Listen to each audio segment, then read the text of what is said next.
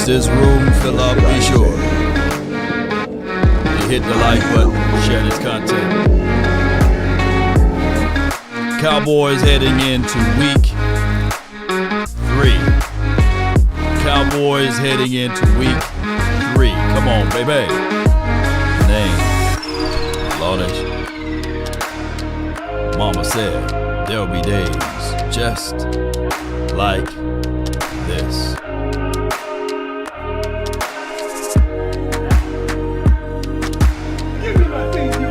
What more do you want from me?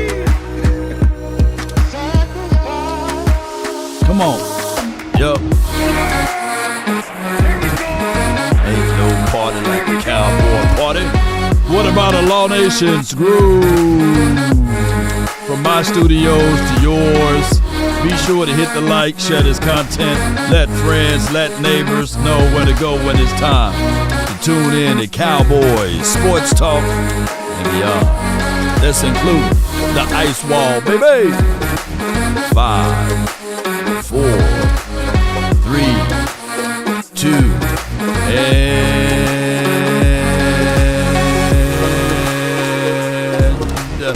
1. Come on. Hey, all right. What's good? Appreciate each and every last one of you all for tuning in and being part of this conversation that rules the nation.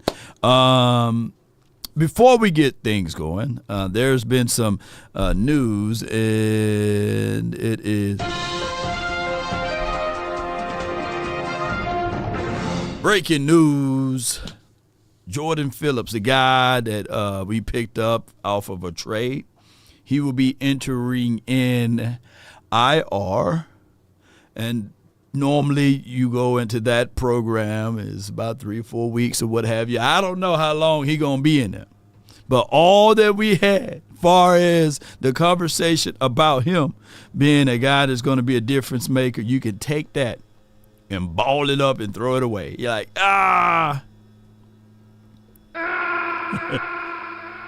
some echoes down there, man. So, Misery Love Company. So, auto 4 weeks. There we go, B. I knew somebody had the correct answers to the test. So, at the end of the day, he's up out of there, man. That's the Giants. The Giants got that over us. The Giants, because we gave him some draft picks to get here, and it's one of those things. All I ask is that now we're back to the drawing boards. We back to the drawing board. So, all right, Osa Mazi, Linville Joseph, Osa. It's gonna be that rotation. I might as well call Carl back. Carl Davis? What's his name? Carl, come on back, man. We got some beans and bologna for you. You know, we need to trade for a defensive tackle. We do. And shout out to my guy, Big Game James, Boss Cowboys Sports, and the OC. We went over some footages of the Cowboys trying to stop the run against the Saints. And the Saints, technically, they attacked C gaps and the edges. So they really didn't run through A or B gap outside of that one play down the red zone or goal line. So it would be a situation and scenario that Carl. You know, we need to call somebody, because this thing right here, us facing the Ravens, who pretty much 0-2 with their back against the wall. They're in a situation whereas they got to get a win. They got the reigning MVP, right? They got the reigning MVP. They had last season the number 1, number 2, or 3 defense last season, right? So it's one of those things whereas we going to have to figure this out, as we all say, one way or another. So, yeah. Heavy doses of Henry. Yeah. So my thing is, ladies and gentlemen, Cowboys. Let me put this in the title. Ranking news. We'll put this in the title. my thing is when you look at everything, I would say, what's the temperature of you guys about this particular team? Give me the skinny on a scale from 1 to 10. How do you feel? How do you feel on a scale of 1 to 10, 10 being the highest, 1 being the lowest? Give me what you feeling. Oh, we got some more breaking news.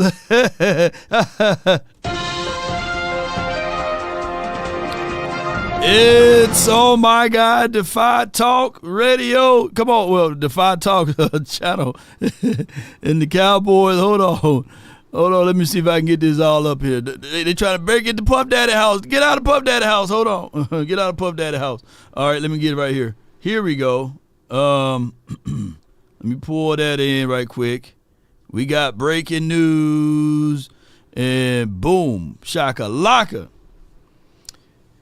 The Cowboys are reuniting with Carlos Watkins. And one can argue, technically, that Carlos may be better than what we've seen out of Jordan Phillips. So, come on, baby. You wanna go, baby? Come on, baby. Go ahead and walk out the door. Because we got Carlos Watkins, baby. So, breaking news. Dun, dun, dun, dun, dun, dun, dun, dun, whatever. Everybody look for Jeffrey Simmons or somebody like that. You got to love this team. You got to love this team. Like we got the unlimited spending spree, but only at Walmart. Like you get the black card, you're like, yeah, I got the black card, but you can only use it at Dollar Tree. Dollar General, you know.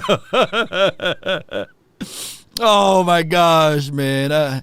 Have you ever seen like something like that? You win a sweepstakes, and then it says only redeemable at 5 and below. You're like, wait a minute! I won the sweepstakes, only redeemable.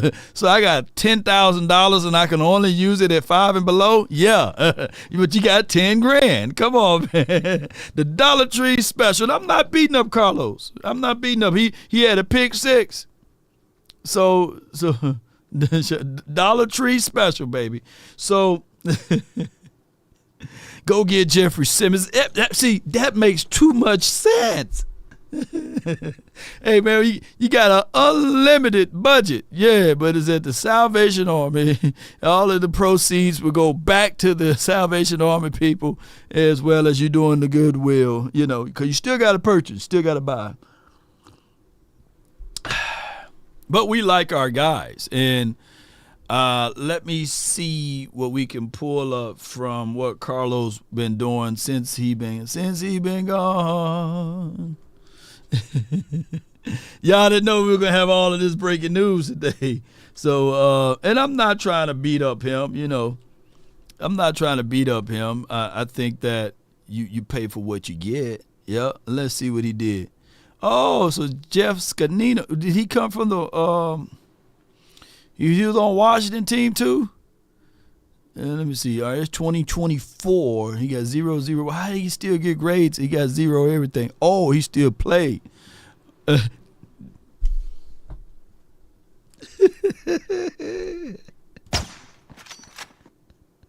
Well, Riggs, they shooting.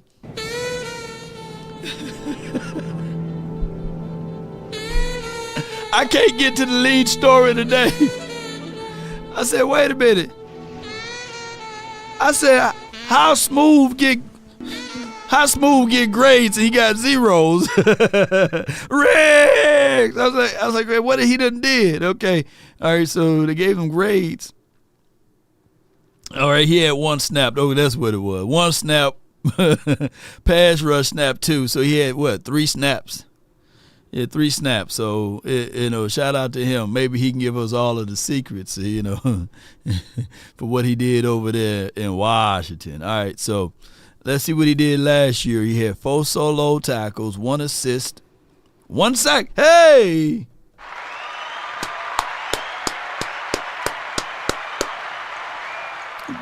boy, man. Give his mother a round of applause.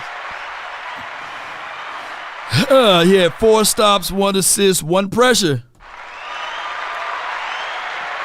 Come on, baby. There's 1 more pressure than action power, right? There's 1 more pressure, you know. There's 1 more pressure than me, you know. There's 1 more pressure than my guy Keith. You know, he got 1 pressure. You better watch out. You better watch out, baby. If you wanna leave, baby, Come on, go baby. ahead and leave. Come on. Yeah. Come on with it. Hey, AJ says, don't they know it's better to add to in the offseason so that these free agent players can learn our system and adjust and be ready for the real season? AJ, man, you know, that was a all-star type. There's an all-star type of super chat, and I really appreciate you, bro. I really do. Hey, bring back Royce Freeman. All right, let me look up under the hood a little bit more, if you guys don't mind. And keep in mind, I'm not beating up Carlos. I appreciate him. All right, 2022. Was he with us at the time in 2022? He had 6 pressures, 6 hurries, 9 total stops, 1 forced fumble. And then in 2021, was this the year? Okay, he had the 1 sack. He had the INT and all of that. So, we looking for, if you thinking that you're going to use Carlos and them as the end-all, be-all, then I got Land on the Moon for sale. He's going to come in. He's going to be a great rotational piece, and he should fit. He's more of a 1 tech than a 3 tech, right? So we will see what he going to bring to the table. Law, that Kool-Aid getting sour, bro, man. Look, I'm making some Sour Patch Kool-Aid over here. You know. Law, what you got in there, man? Crybabies? Crybaby flavor? Yes, indeed. Crybaby flavor Kool-Aid, man. So, brought to you by Law Nation Sports. Crybaby Sour Patch Kool-Aid. Yes, versus sweet, and then it's sour. Come on, Crybaby. Come on, man. I know y'all like that Kool-Aid. The sour versus sweet, and then it's sour. Law Nation Sports present the Crybaby flavored Kool-Aid. It's silver and blue. Y'all go drink the hell out of that Kool-Aid, right? Right? Come on, sponsors. Come on with it. Come on with it, man. Shoot. Sweet and sour, man. I know y'all right now love sweet and sour sauce, so don't y'all act all bougie over here. Don't y'all act all bougie. All right, so TA says that ain't no damn breaking news. Hey, don't blame me, blame my guy. You know, blame my guy to fire. He put breaking, so I had to put breaking news out here. You know, it's gonna break news. ESPN, they watching my show right now, and they saying, hurry up, put it on the ticker down below. We got to keep up with Law. Let me know if I'm lying. ESPN gonna have this all over their feeds, but neither here nor there. Law, Jet Li, my guy Jet Li says Law is a tearjerker Kool-Aid. Oh wow, you know. All right, so let's get into the main conversational piece of what the playmaker said, and this is a couple days old, but I want to give flowers to the playmaker for saying this, for one, and then for two, thank my guy Coach Marr for sending me this. Right. I want my flowers while I'm living. Come on with it. Let's go. Was an ass whooping. It was an ass whooping. And I can't help but in my own head saying, there's the difference right there. You see, the Cowboys can have talent, but I don't know that they know how to press a situation.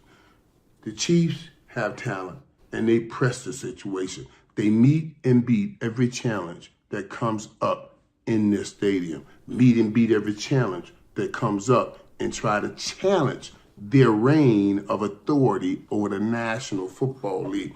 And today was another show of that. The Chiefs did what they had to do. I say to myself, you know, we always ask, Cowboys contenders, or this team contenders, or this team contenders, that team. Yeah, they're contenders.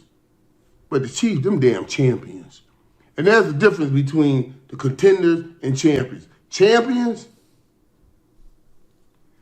Contenders hope to contend. Champions will always contend. I mean, bars. You know. And when it's out of your control, you move in the aspect of hope. Law, what do you mean about that? Well, I always say focus on the things you can't control, right?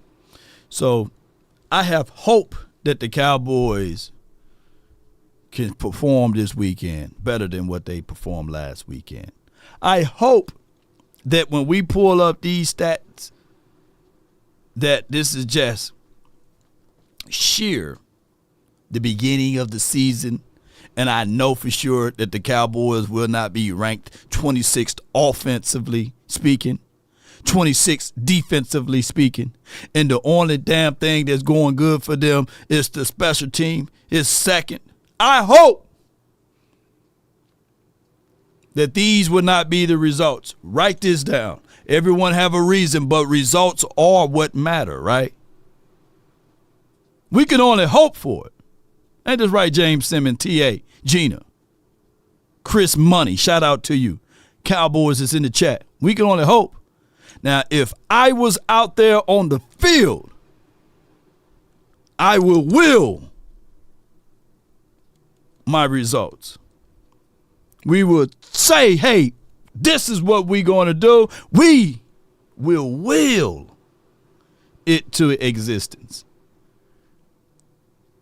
We will say, come hell or high water, if you break off into our house, you're going to have to crawl up out of here. They're going to have to call the EMT. Right?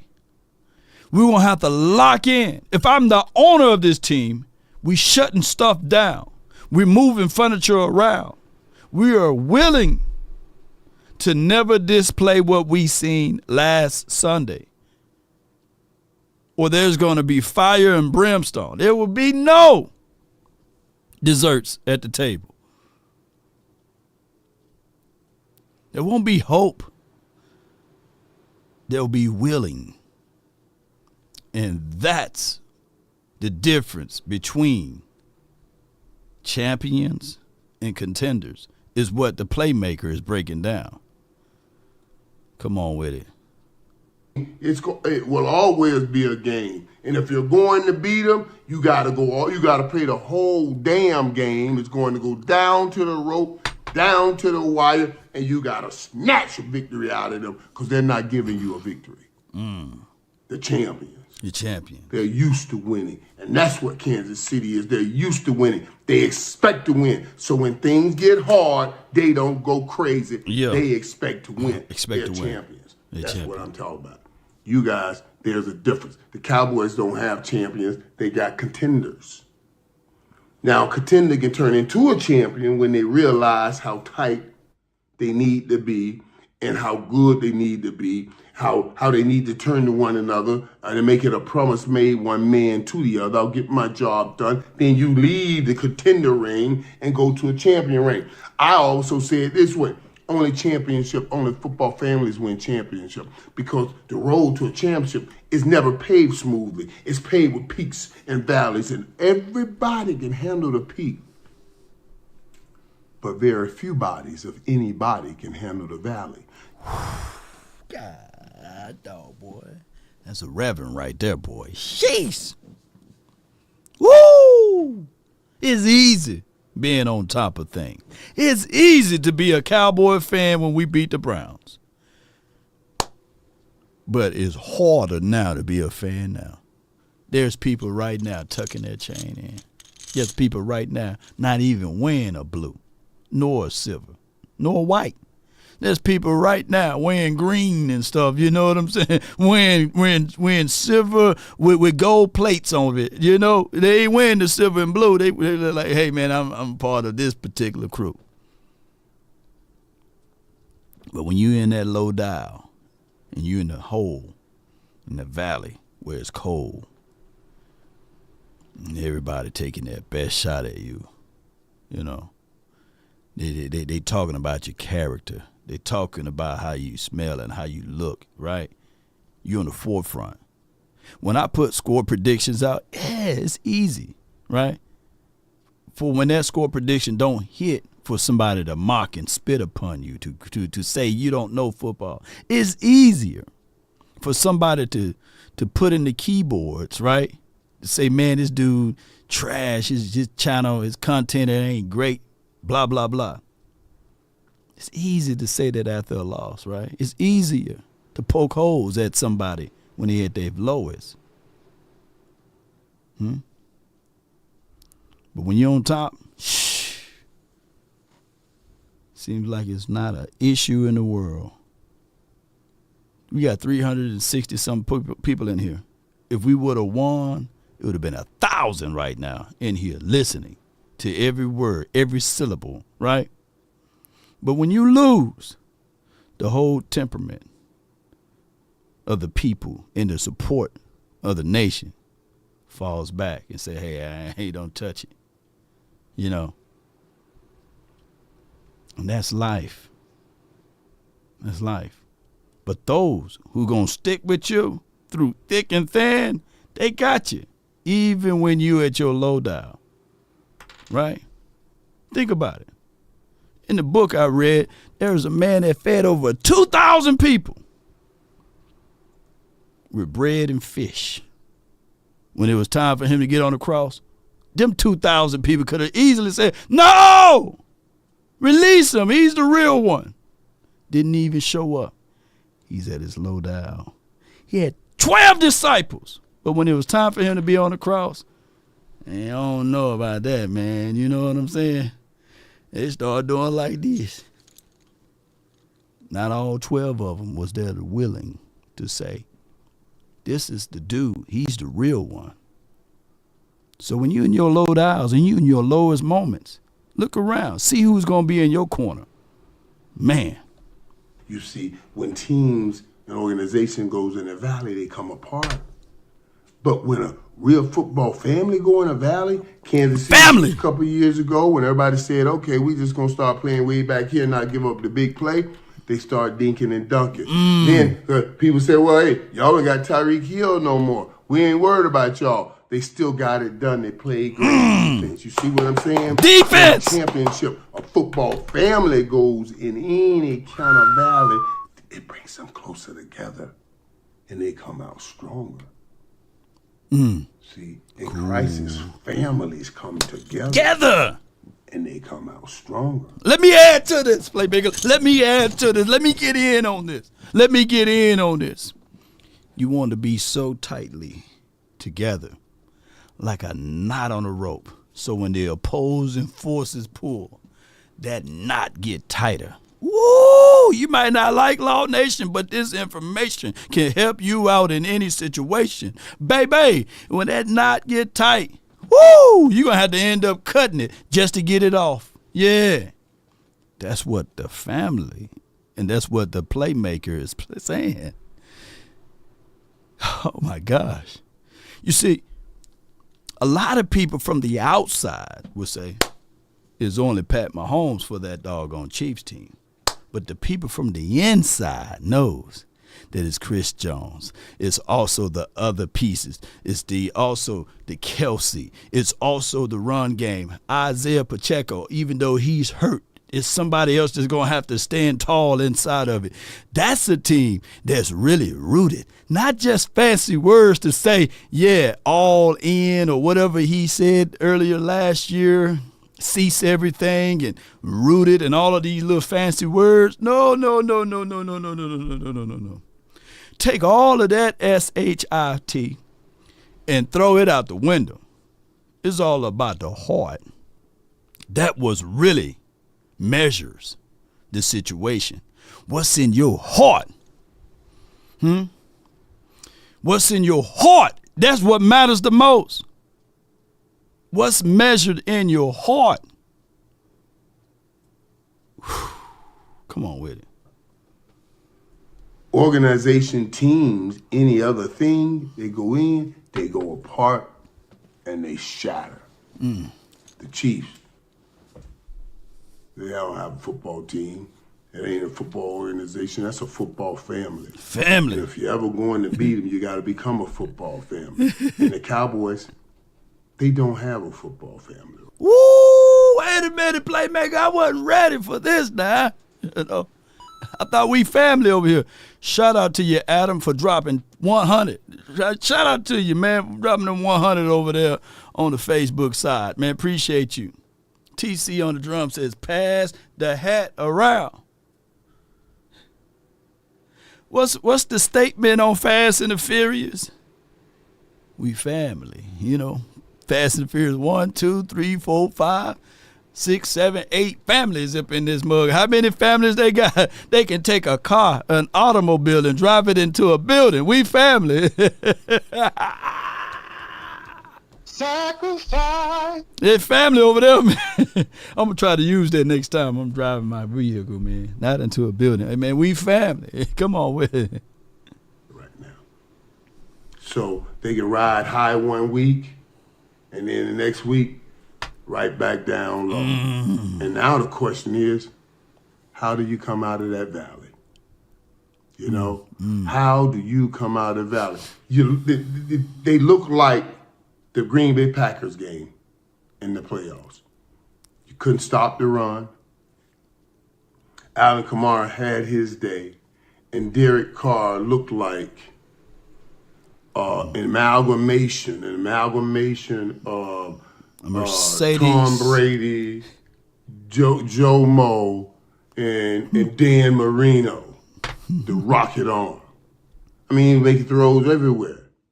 He was doing everything. They couldn't be stopped. The first time they punted the ball was 9 minutes to go in the game.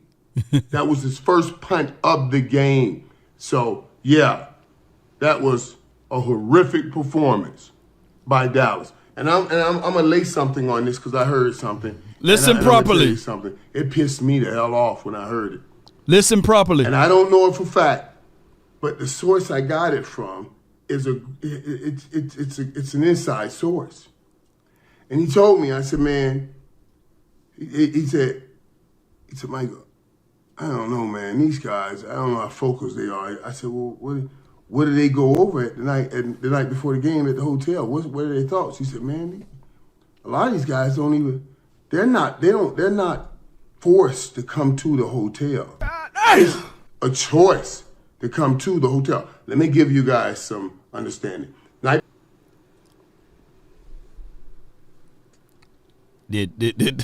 me crack your cranium and fertilize your brain. Choice? This what we doing? Now, he said he got to confirm. But choices? Is that what we doing? Disturbing behavior? You going to give your children, not saying that these 20 to 25 to maybe 30-year-old guys are children's out there, but you going to give them choices?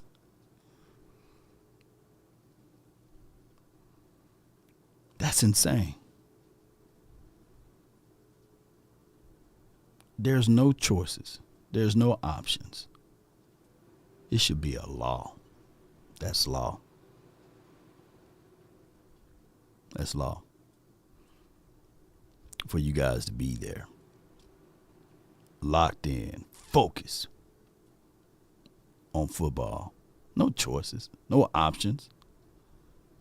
Just law. My way.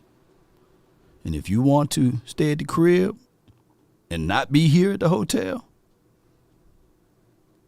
then you don't have to be here for the game. There's no choices in this. It's like me when I tell my little ones, go to bed. It's no can I or I will Or would you rather stay here? No, go to bed. You can't be comfortable. Adults, you can't be friends with your children. Coaches, you can't be friends with your players. There's a line in the sand. Seiton says disappointed in the playmaker for giving Jerry a pass every time, for building a loser culture and never taking his GM's responsibility seriously. Well, let's listen to more what the playmaker is going to say. I'm going to rewind just for a little bit. I want you guys to fill on in here. Do me a huge favor. If you like what you're hearing, hit the like button, share this content, right? And put a 1 in the chat if you did it. Like, share this content, and subscribe if possible. I don't know, man. These guys, I don't know how focused they are. I said, well, what did they go over at the night before the game at the hotel? What are their thoughts? He said, man, a lot of these guys don't even, they're not forced to come to the hotel. It's a choice to come to the hotel. Let me give you guys some understanding. Night before a game, a team, even a home game, if we're playing in Dallas, you're playing Dallas, you got to leave your house. You come to the hotel. At 5 o'clock, we're going to meet at 6, we're going to eat dinner at 7, then we're going to be back at meetings at 8, and then go back to the room about 9:30, 10 o'clock, and hey, they checking, lights out, take your ass to sleep. At 11 o'clock, lights out, let's go to sleep. We're going to wake up at 8, we want you well rested, we're going to feed you a breakfast, we're going to go over another meetings, and then we're going to the stadium on a bus all together. Take your ass to bed.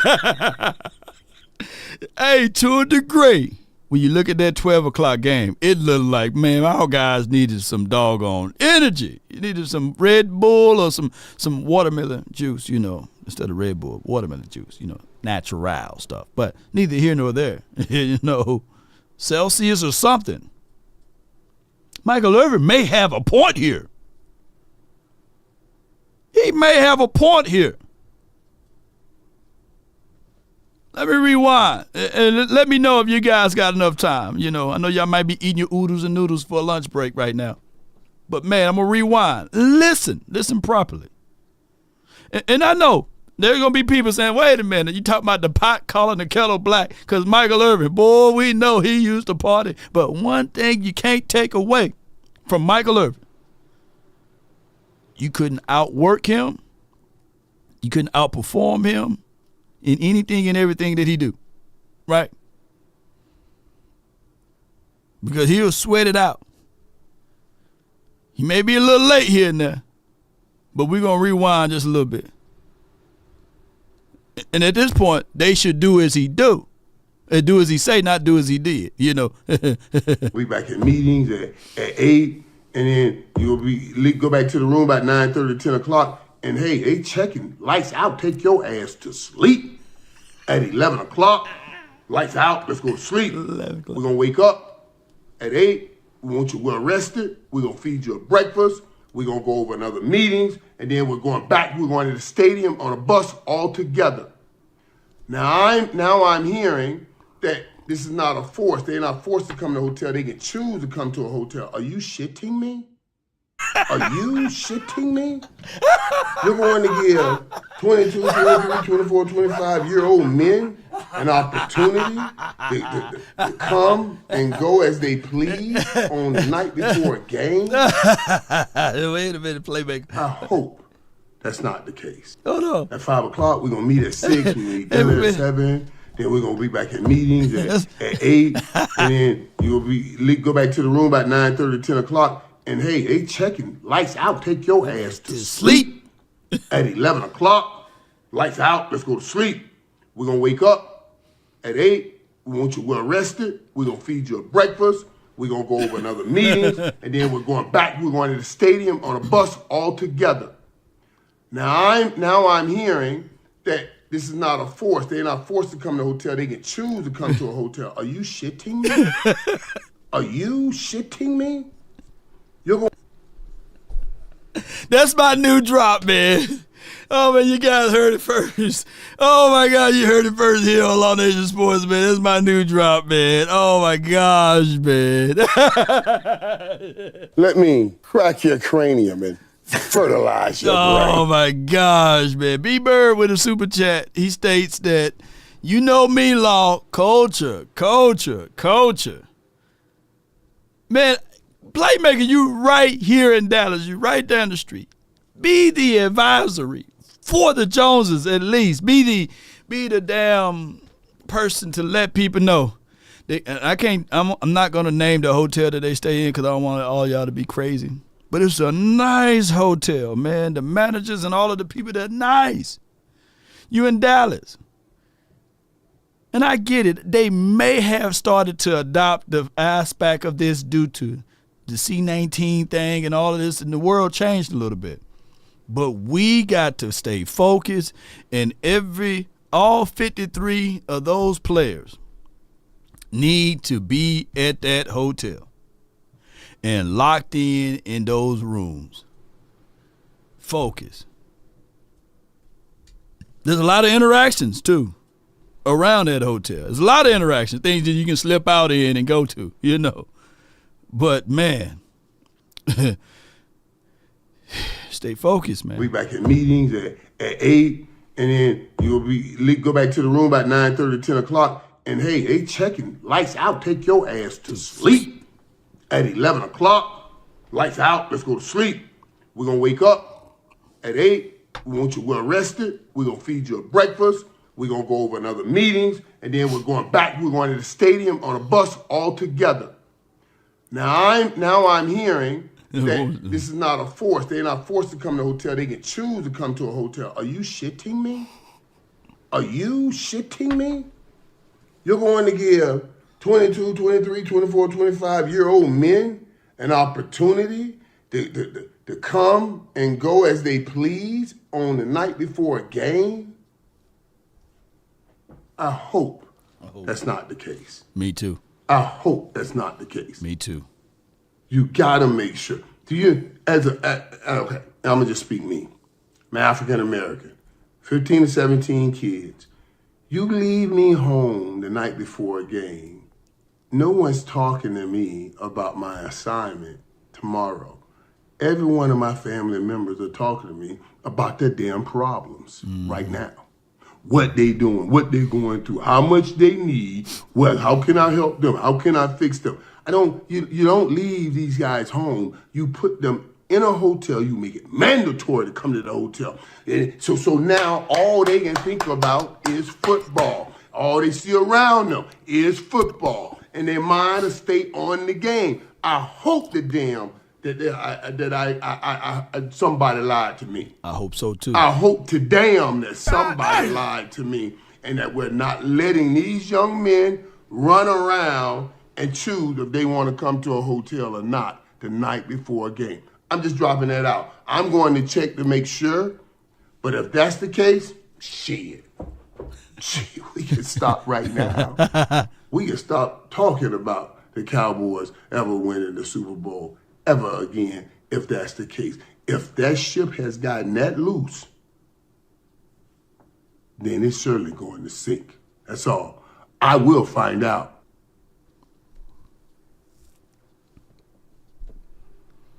Yeah.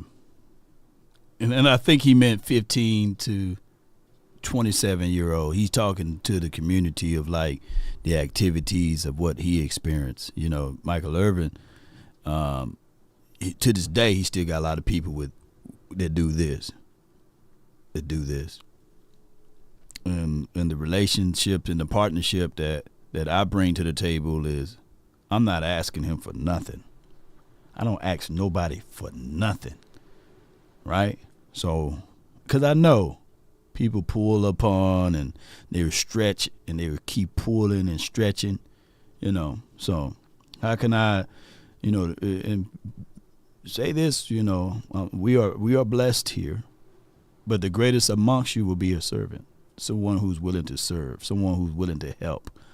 And most of my partnership deals comes from the ideology of the ability to help. But some of these players, they come from They come from slow communities, man. Not slow in the fact that if you're talking about knowledge base wise, but slow to the fact that it's a busy schedule for these players. And the last thing they need is Pookie and Ray Ray and them saying, hey, I got this Kool-Aid idea. It's going to be this cryberry flavor, sweet then sour. And all I need is some seed money, man. I need about $5 to maybe $6 million, right?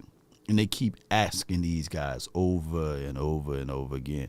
Jerry treats Cowboys like a zoo. Oh, man.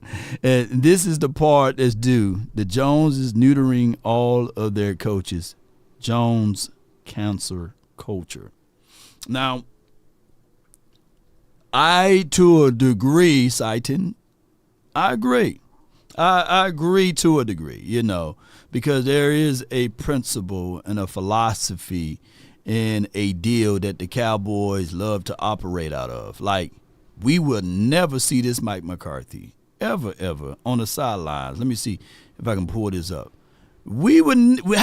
He's been here for 5 seasons. And we never seen this energy from Mike because it is not tolerated here. I'm old enough to remember Chris Richard ran into the faces of the Eagles, either coaching staff or players there, to stand ground, right? And let them know, like, hey, we finna bring everything. And the first statement was, we don't like that around here.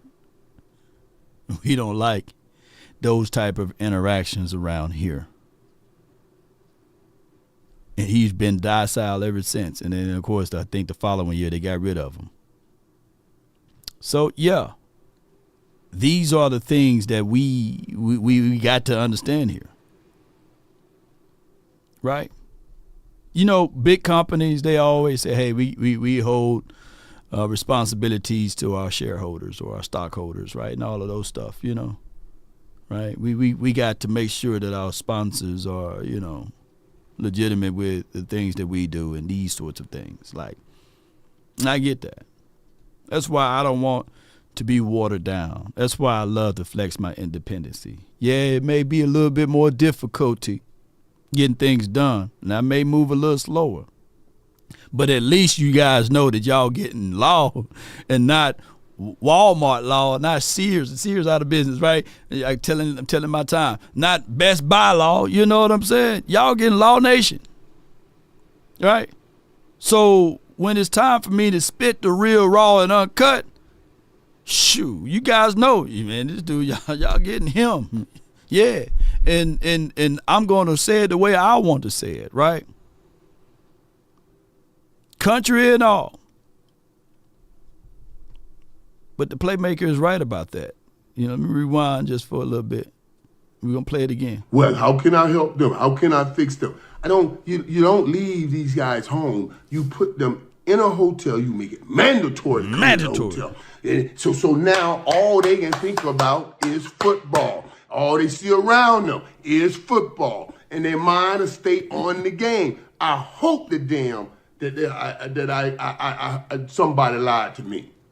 I hope to damn that somebody lied to me and that we're not letting these young men run around and choose if they want to come to a hotel or not the night before a game. I'm just dropping that out. I'm going to check to make sure, but if that's the case, shit, we can stop right now. We can stop talking about the Cowboys ever winning the Super Bowl ever again if that's the case. If that ship has gotten that loose, then it's certainly going to sink. That's all. I will find out. I will verify that, and I probably should have made sure I found out before I said it, but I was just so pissed all day, I blabbered. I'm sorry. I don't know. What the hell you want me to do with it? I'll find out what happened and get back to you after that Monday night game between Philly and Atlanta. I hope somebody gave him some bad intel. That's my only thoughts. Do anybody have the update on whether or not it was true or not? Do any of you guys got the update?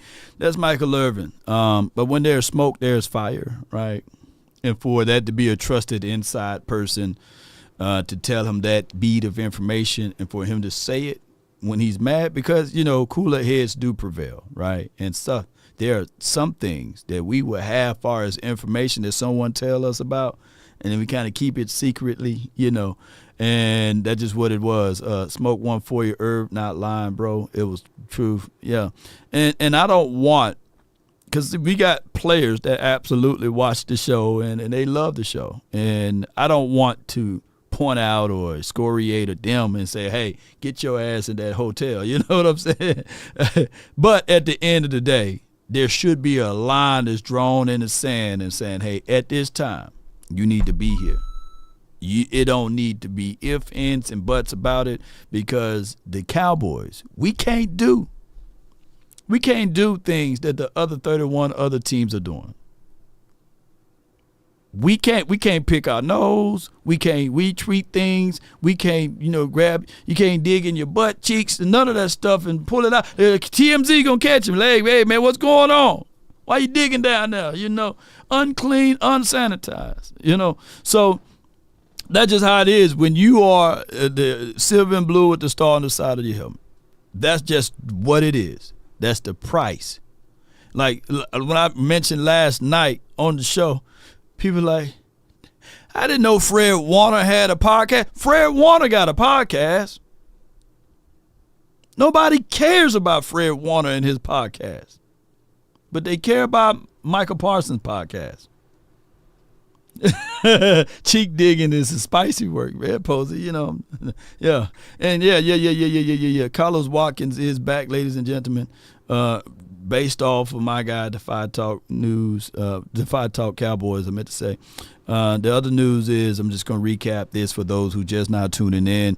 Jordan Phillips will be out. He will be sent to IR. There's 4 to 5 weeks there. And it is what it is, unfortunately. So the Cowboys hastily moved with the credit card to swipe at Dollar General. Fred's. Who remember Fred's? They still have Fred's around? Fred's nice, though, Yeah, I like Fred's. And Brook Showers. Brook Showers still exists? Let me tell y'all something. Don't sleep on Big Lot. Big Lots, boy! Big Lots. Maybe this could be a Big Lot deal, Fred's. Lord, don't announce that yard sale story anymore. Yard sale. Kmart out of business. Y'all remember Fred's? Yeah.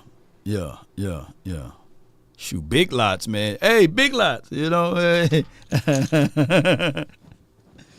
Ollie's, okay. Has Deuce Vaughn been cut yet? Nah. Big Lots going out of business. Before they go out of business, I know they got some budgets, man. On the P&L, let me be part of it. Pick and save, And I'm not beating up Carlos and them, but it is what it is, man. There's still a Gibson's. See, I never even heard of Gibson's, But yeah, blue light special at Kmart, But Walmart is ridiculous, though. I gotta say this before we move on to the next. Brookshires is still around. It's about 10 minutes away from where I'm at. Let me talk about Walmart. Hell, I went to Walmart the other day. They put you to work.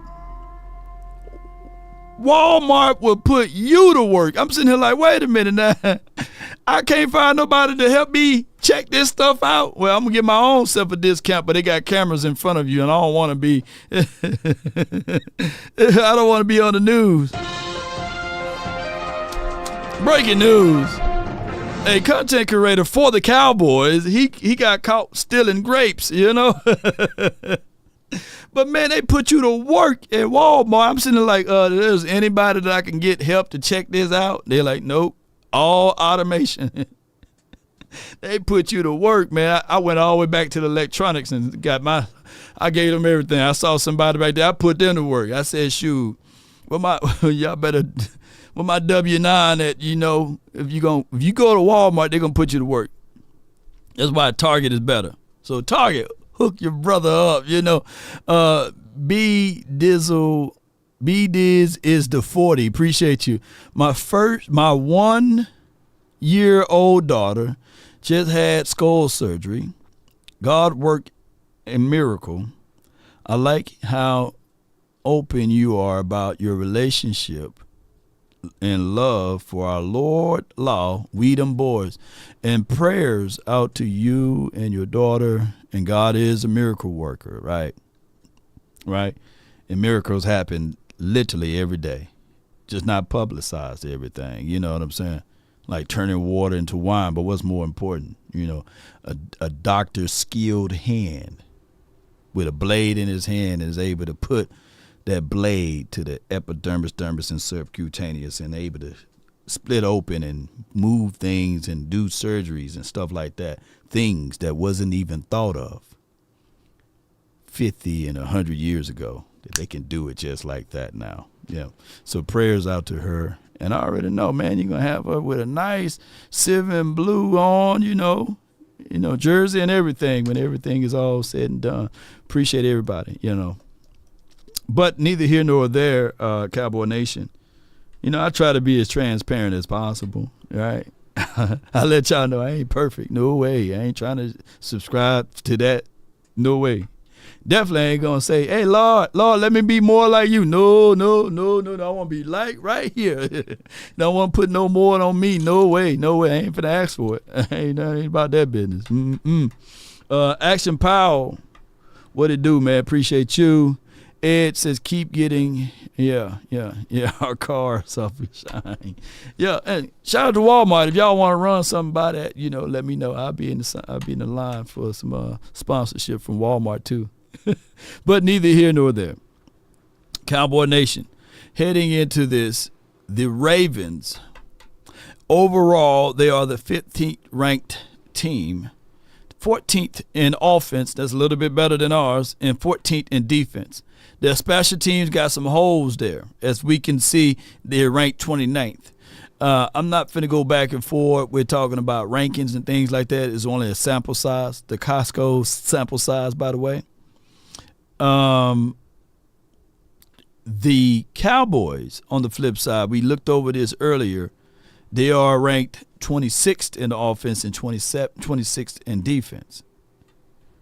The greatest part about our team is special teams. I would say this, ladies and gentlemen. When we facing off against Lamar, he is a guy that's got short area quickness. He's speedy. He got a good arm, believe it or not. He's probably one of your top, since he's entered the league, he's your top 5 or top 6 in passer rating. Now, he's not going to go through multitudes of progressions there. I like the way Harbaugh pretty much set him up in life. You give him 1 or 2 reads, and if them 2 ain't there, then he takes it and he runs it, right? And he's always looking to get extra yards. He's not going to jump out of bounds. He's going to lower his shoulder if possible. And the whole team play with grit. This is not going to be a game where they can fold up and say to themselves that they're going to give up. I think Harbaugh been to, since he's been here, how many Super Bowls he's been to? Can y'all put down for sure? How many Super Bowls Harbaugh won and been to and all of that? Can you put that in the chat? So he comes with that pedigree and that knowledge to the table. And they are hungry. The good thing about most of this is we said that we wanted to catch these teams right before it get cold. The craziest thing is the cold element. The cold element is not a factor because we inside, right? Faster and more shiftier than Kamara. You can say that about Lamar too. Yeah, you can say that. B. Bird says 2. I think he been to 3 Super Bowl, won 1. He won 2. He's a 2-time Super Bowl champ, right? Coaching from that particular aspect of it. Keep in mind, the craziest thing of it all, the Ravens were about to hire Jason Garrett. The Cowboys didn't want to let Jason Garrett go like that. And that's when they offered more and more money to him or something like that and paid him equivalency of what we got paid for what Wade Phillips was making. And they ultimately signed Harbaugh to a contract deal. That's crazy. But I believe on Earth 6, yeah, when I was traveling in the fifth dimension, Earth 6, that Harbaugh is here coaching here. yeah. And Jason Garrett went to Baltimore, you know. And we got two Super Bowl rings. True story. Go to Earth 6. Yeah, we got 2 Super Bowl rings because we got Harbaugh. On a scale of 1 to 10, how do you guys grade Harbaugh as a coach? Got to be a bad feeling about this game. I feel you, Seabass. Yeah. He was the MVP runner up, but won't appear as much. I feel you. Cam, give him a 5. Marv, give him a 10. 8 is from Matt.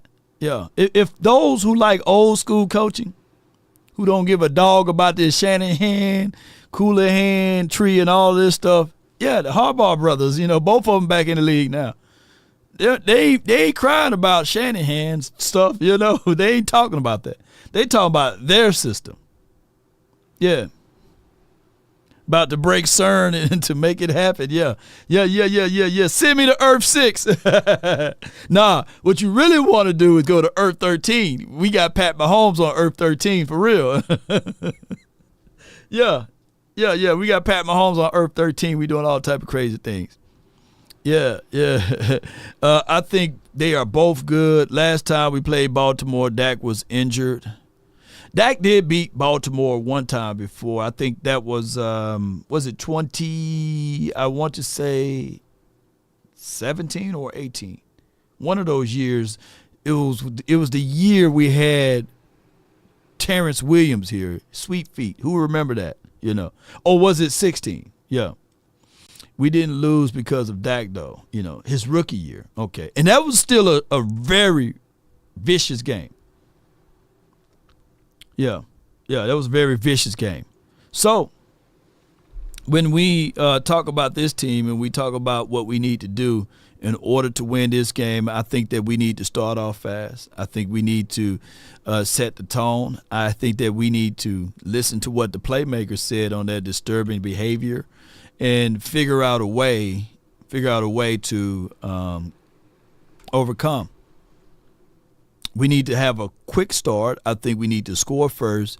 And we need to take all what we did last game and just throw that away. Smoke 140 says Harbaugh only got 1 ring. Okay. Well, he's still a Super Bowl winning coach. Yeah. We 1-5 against Baltimore.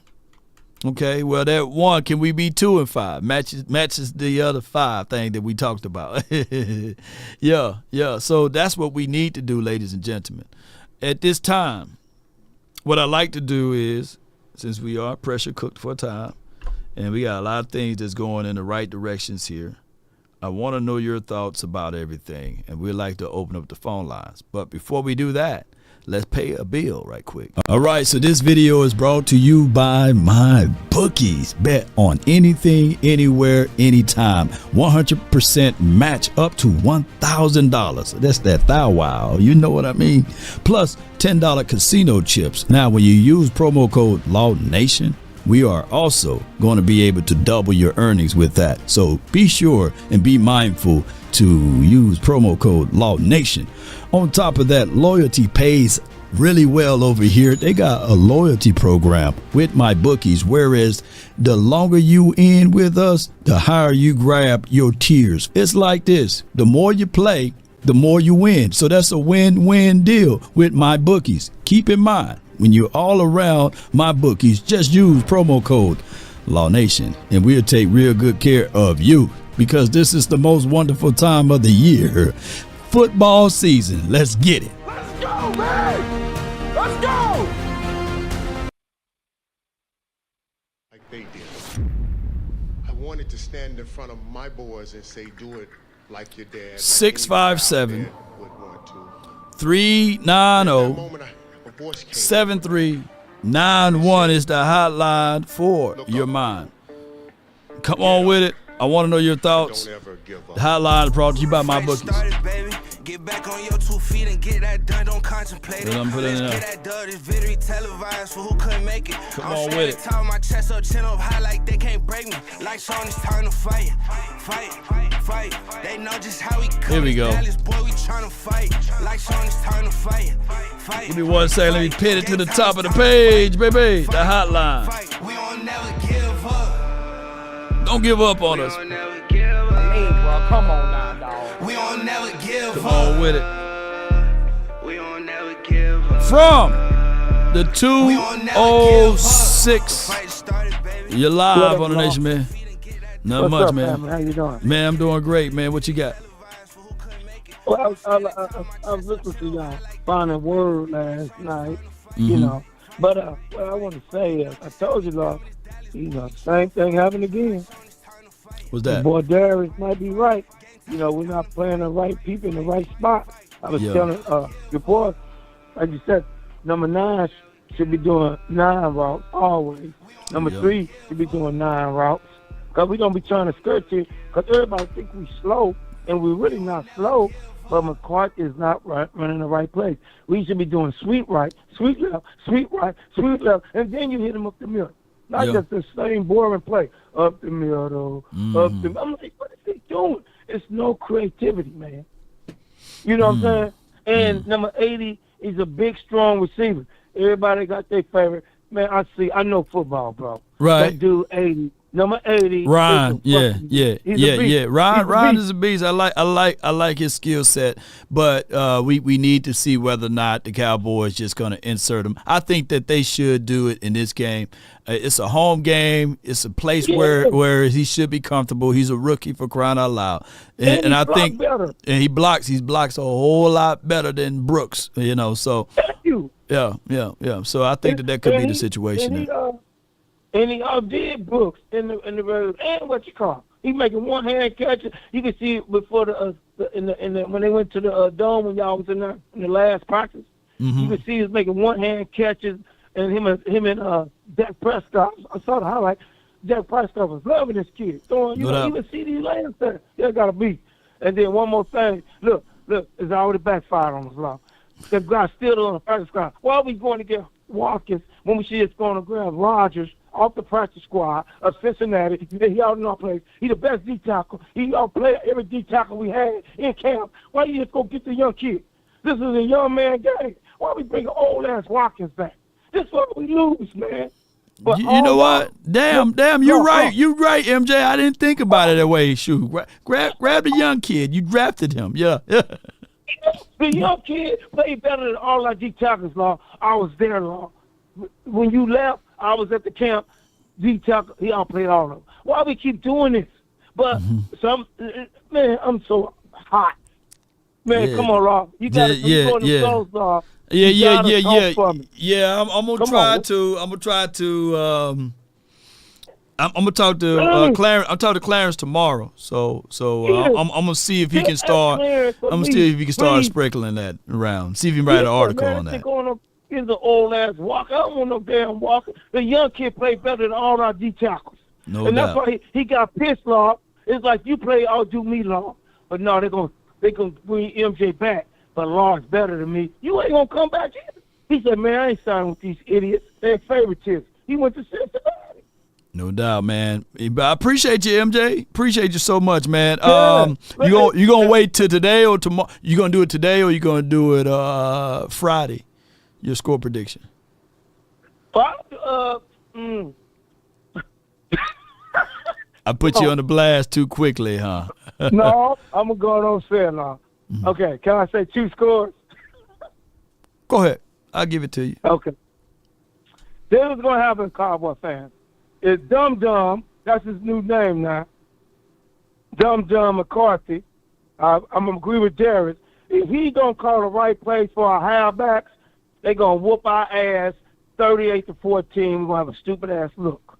If he call the right plays and play the right teams and run the right offense, we got a chance to win 27-20. Okay. I take 27-20. Appreciate you, man. Yeah. That's MJ, man. And he brought up some great, brilliant points. We drafted Rodgers as a draft spot, even though it was later in the round. And he's there on the practice squad on a team that's 0-2, right? It would have literally been easy to scoop up Rodgers so he can continue to see, his development here. You drafted him. He's a bigger size guy. Now, the Cowboys, by them picking up Carlos, I don't know if this is a situation whereas they just wanted a veteran guy. They like the older guy aspect out of that. And B-Bird, you're next, so hold tight now. Let me see how old he is. Give me 1 second. Let me see here. You're going to see how old is he? He's 30. So, hey, the old boys, man, look, I always said new broom can sweep the floor good, but that old broom get them corners. Maybe we need to get them corners, man. That's what it is. I got B-Bird, man, from the 409. What's on your mind? B-Bird, you're live on the Nation, brought to you by MyBookies. Hey, what's up? What's up, Law? How you doing, man? Hey, I'm doing great. I can't complain. Hey, I called, I'm not going to keep you on long. Just comment about this Michael Irvin thing. Mm-hmm.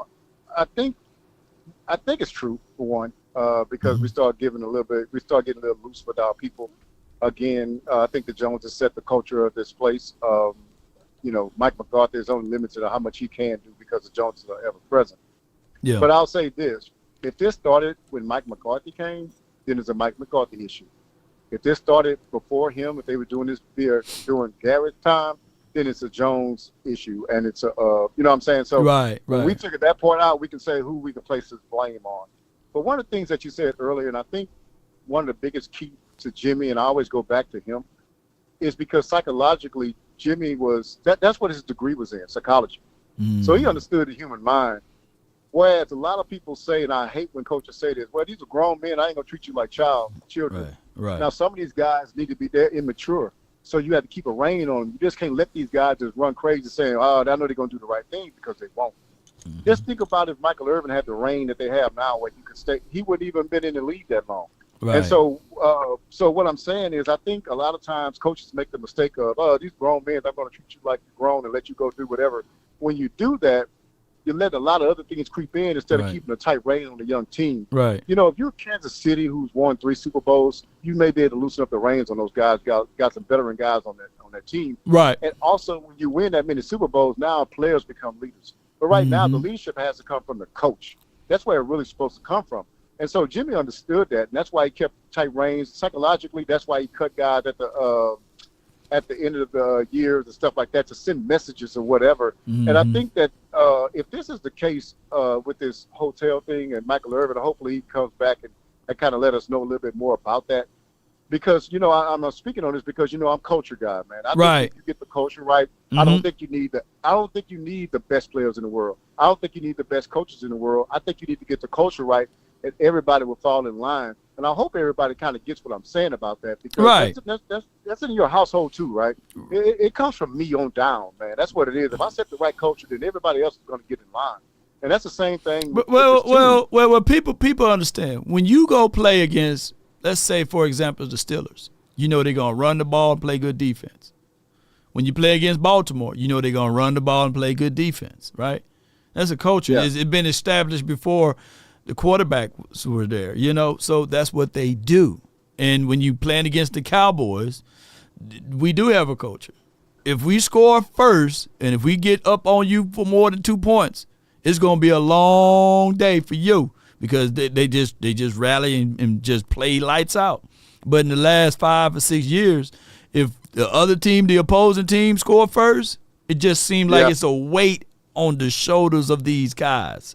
I haven't seen in a long time of us having comeback victories for some strange reason. But keep going. One thing I saw the other day when I was watching Joyce Lee, the Philadelphia Eagles fumble, They showed a shot of the crowd.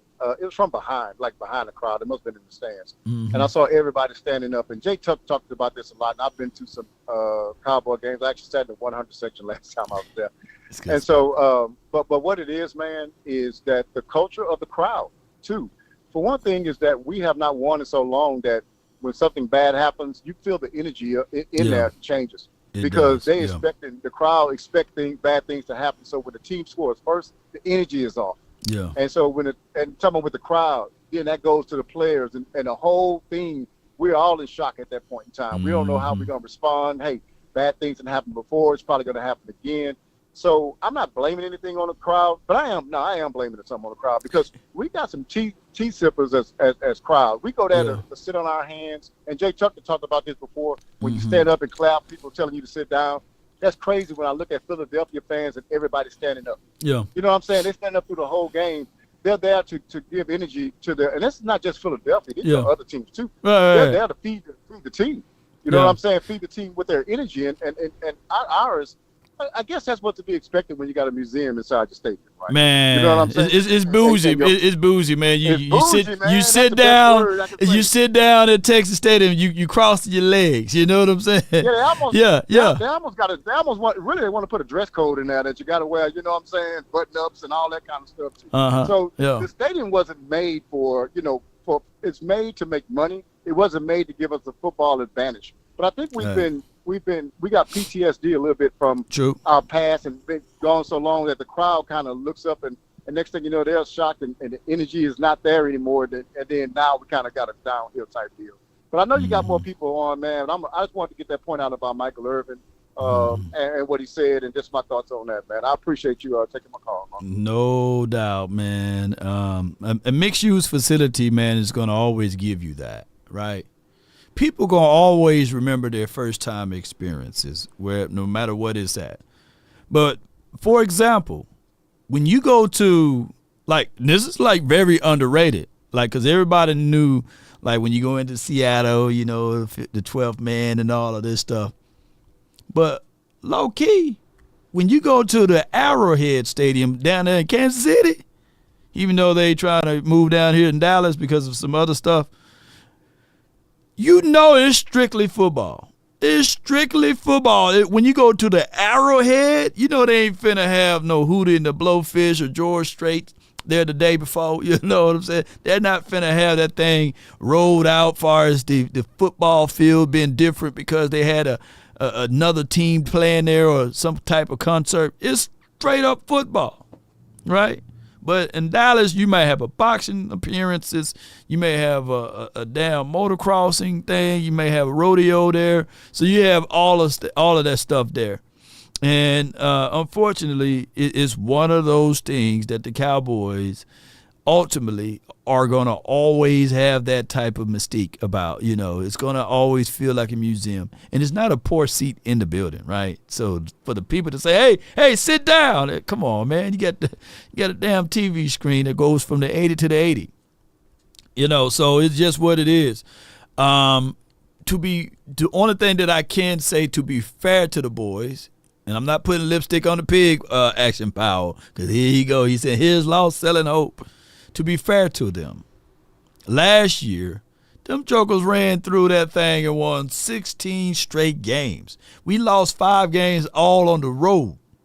Now it's a whole different situation because teams figured out, playing down there in Dallas, they could be beat. Just score first on them.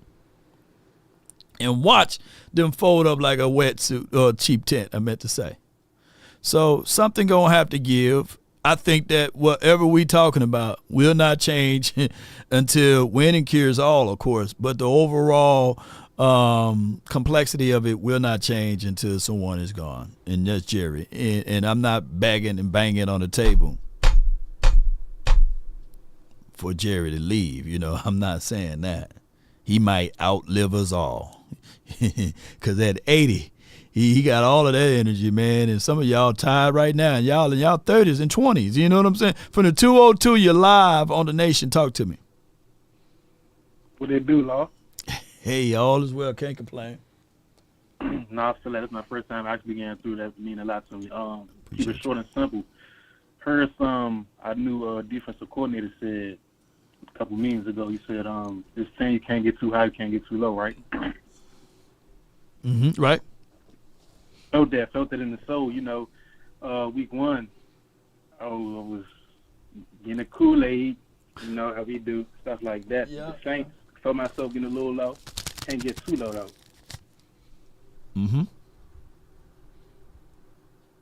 Yellow. Man, that Kool-Aid done got you up out of here. God, no, they done sniped you, man. Hey.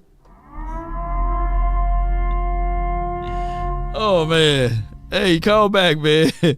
But I guess they done got you, man. You about to spit too much real. I would say this, though. In battle, in any war that you may do or go to back in those days, the most terrifying sound you would hear was the horn.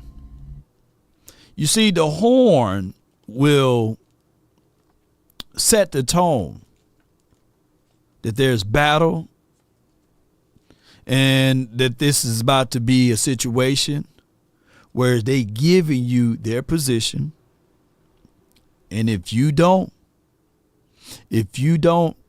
fold after that third ring, the arrows that we sending is finna black out the sky. There will be bloodshed, gnashings of teeth. We going to ravish your ladies and all of that stuff. We taking all of your goods and everything. So you hear the horn, meaning we coming. And some people that was in the neighboring villages, they were minding their own business, kicking it, chilling, drinking their juice and eating their oodles and noodles. And when they hear that damn horn, it brought chills down their spine and back. Saying, oh, I may be a blacksmith today, but I'm going to have to stand the ground. We about to get into war.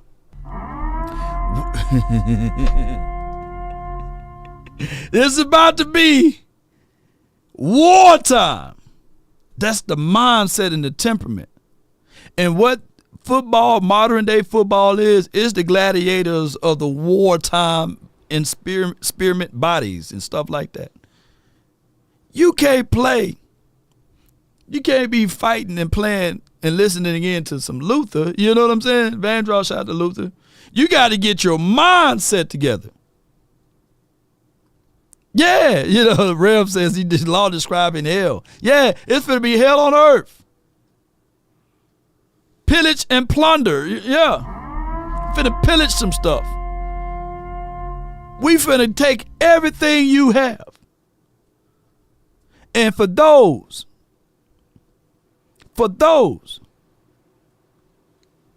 who don't join our side, when it's all said and done, you will be on our side as servants.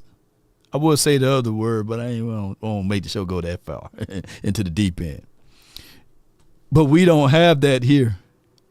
We have it, whereas here in Dallas, everybody is nice. Hey, come on in. Check out my crib. This is how I live. We got the AC. It's not 75 is too warm for you. 68 is too cold for you. We put it at 72.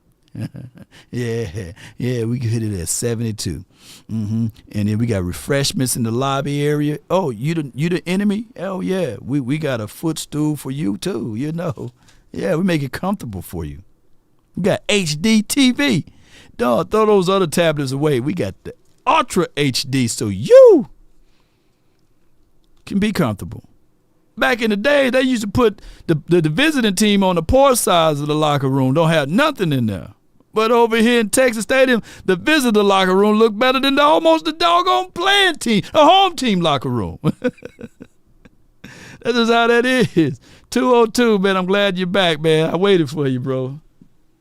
For sure, I appreciate that. My phone died, big dog. Hey, no problem. My whole point with that analogy was just reminding the nation, man, don't get too low. NFL is a very unpredictable sport. When why you think these betting companies is getting the money the way they is. But like I said, it's real early in the season. Mm-hmm. That being said, how much money we got in the bank? Like 20+ million? Yeah, 27 mil. Yeah. I love the way you think. I wanted to pick your head. What would you do with that? Like we should spend that money. First and foremost, I would shop for a D tackle that I know for sure, and I get it. You know, my guy Boss Cowboys Sports was breaking out the film that, hey, our DBs wasn't filling on their assignments, but I still think that we need pressure up the middle. I go get a Jeffrey Simmons. I say, hey, we got 3rd or 4th round draft pick plus money. You know, we take on his contract, and we'll see something like that. I would look into that. I think our linebackers are pretty solid. I think we're good at that. What we should have done, and we can't put toothpaste back into the tube. It would be very messy if we tried to. But Matthew Judon was right there, bro. You know, you know what I'm saying? We need, unless Carl Lawson can do something for us, we have to understand that Nealon is going to go through growing pains. That I need to have another veteran edge guy. I'm trying to solidify my defense. And then as a Hail Mary with $27 million, I need to find me another dynamic wide receiver. I get it. We paid Lamb a lot of money. But there's been too many times that it's been a yo-yo effect with my guy Brandon Cooks. Too many times. He's here, he's there, he's here. No. I just need for Brandon Cooks to still be that who he is. But I would try to add another piece to this team, like another wide receiver. For sure. With that $27 million. First of all those D line you named put a smile on my face. Each one of them, I'd be satisfied if we could just get one of them. Mm-hmm. I have yet to hear you say anything about that running back room, though, no? You know we dealing with a rookie line. Them boys look great. They doing their thing. Like, man, for a rookie, they exceed expectations, but it's like it's hard to get things going when you got. Yeah, I feel you. I think we went to bed with the running back situation. J.K. Dobbins was free 99 out there on the street before the season kicked off, and he went on to the Chargers. He's number one running back in the league so far. So they gonna with the running back room right now, man. I think they're waiting for the draft next year. I don't think that they're gonna go out here and scoop up another running back because they got one bullet in the chamber, and his name is Dalvin Cook, right? If he goes out there and let's say give him 50 yards, man, they will sell this thing and they will say, "Hey, look at what we got," you know. So it's just one of those things. And I'm gonna stir the Kool-Aid up for him too. I'm messing with you, man. I ain't gonna keep it too long, though. I remind you that dude, man. I'm just blessed that all 32 teams you with us, man. Love what you're doing. Tapping as much as I can. Keep doing your thing, boss, man. Appreciate you, man. That's from the 202, man. Thank you for calling in. And I hope you guys give it what I'm saying. Like the running back situation, I don't know who have been able, like Kareem Hunt. I think he's gonna sign with the Chiefs. Royce Freeman, you know, is one of those things. Whereas we had him in the house. So from a philosophy aspect and a principle, I would literally let Zeke start because he's a volume back. Hear me out. I know you guys don't like Zeke to a degree because of the situation with him playing center. This last time y'all saw him in the Cowboys uniform. And then, you know, week 1, you guys were saying that, hey, he's washed, he's this and that. But what he will do for your team is tone and mentality. Yeah, when DeMario Davis, when he ran through A-gap, he would have been able to pick him up. He would have been saying, all right, shoot, come through here again, you know. He would have rib checked him. And then I get a lot of people, y'all already turned on Zach Martin. He's trash. He's washed. I hate to say it, but he's washed. He's trash. Y'all turned on Zach Martin, which is cool. I understand. It's Cowboys world. But at the end of the day, let's look into the film. Zach Martin in this video, we're looking at Rico that running back supposed to be able to, he's supposed to be able to take that. You get bulldozed out of that particular frame. He was like, man, don't play with Manchester. Every catch is crucial.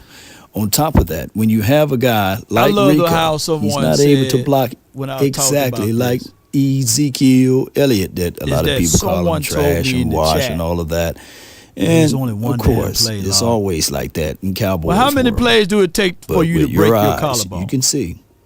How that many if this plays was do it Zeke, take for he would you have been able to to have a stonewall snapped him, up wrist anchor his or a feet snapped down up forearm? inside, Y'all put and that down in the hold chat. Demario How many Davis a plays little do it bit take? so that How Dak long is Prescott only can one climb play, and man? go Show through the his other 60. progressions and make this throw Like right we here. gonna go over Nevertheless, 60 plays this is to no show you shade at Rico. this and that. Nah, It is what it is at this point. Y'all did the I just same wish the thing with Cowboys DeMarco and Murray. some of the There's a fans lot of meat left on the respect bones, blocking man. Put capability. the other dude back when you there. playing running back, it's much more than And just in one running play, the ball. It's also blocking and keeping your quarterback Hicks upright was able to come so through that he there can go and- through his smash progressions and Tony make Romo. the necessary throw. DC for life, not for short. Salute. Let's look Yeah, into the too film. broke to pay In this attention. video, we Law, looking can at we trade for Rico Chase? Oh, my blocking God. ability, right? He get bulldozed out of that particular frame there. Every throw, every catch is crucial. It's crazy. On top of that, when you have Oh, a I'm guy talking in this like video? Rico, he's not able to block. My bad. Yeah. My bad. I forgot that I had the video playing. But yeah. So that is what it is. My bad, y'all. All right, I got Jake the Great from the 561. Law, what's happening with you, man? How you doing today? No doubt, man. I was ventriloquist Law for a second. I was talking. It was law versus law. But go ahead. I feel you. Yeah. I was just laughing, man. I've been laughing at you for a couple of days, you know. Every time you play that drop, if you want to leave, baby, I laugh. Because it's funny as hell because I can't leave, but I can understand how everybody else feels. Go ahead and walk out the door. It's tough, man. It's tough, I tell you. You know, one caller said something about the fans and the fans ain't cheering enough. And I just want to say that's cap, man. I've been to a couple Cowboy games, and the fans be cheering.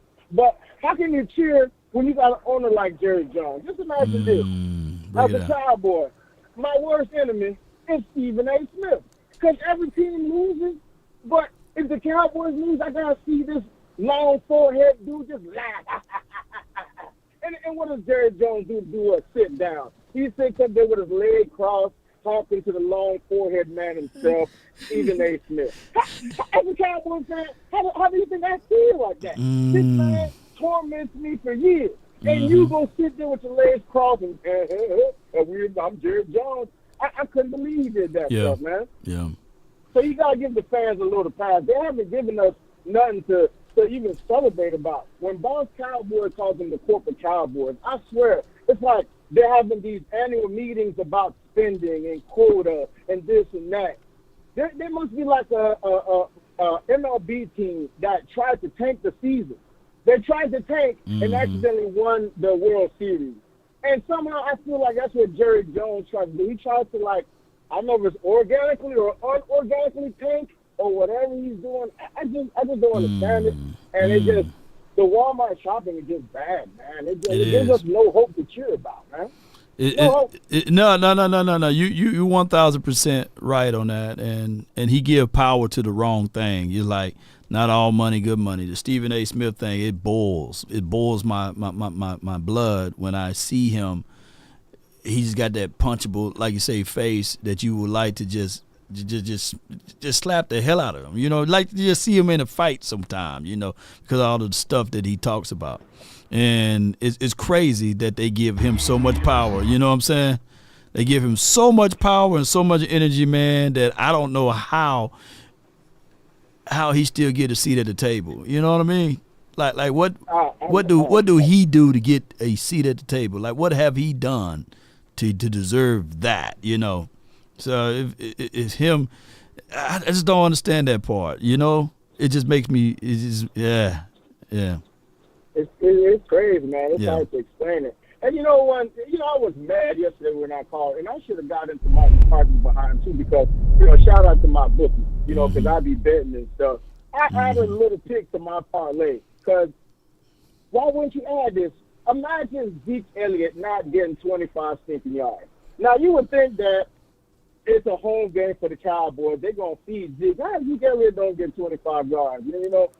I just can't understand what Mike McCarthy's doing. And I'm asking you this question before I let go. Do you believe that this man uses September for preseason to get his team geared up? Yeah. That's the other thing too. Like we use that as a ramp up, and he said this before, even in practice. Like he liked to go through ramp up periods, and then he liked to do installments. Like, okay, we're gonna give it a little bit here, a little bit there, a little bit here. You know what I'm saying? Whereas everybody else, they trying to win every game. They're trying to embarrass you. And they trying to show you that, hey, we got you, you know. So it's just a philosophy way from Mike McCarthy, and a lot of us not liking that at all.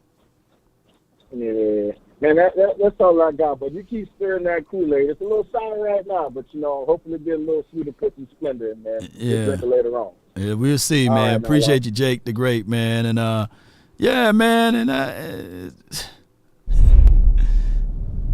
And I don't condone violence here, man. I'm not trying to say, man, we want to fight Stephen A. Smith, but it just seems as if, though, you know, he's the villain in this whole entire thing. That nobody roots for the villain. He's the villain. he's petty. He starts stuff, man. Like, I would get it if he'll do it for 30 other teams or at least 25 other teams or 10 other teams, but it's just the Cowboys. Yeah, let me see if I hit it right here. Well, the Saints, talk about the most points they've ever scored first 2 games of the year. Yeah. Pretty close to the top.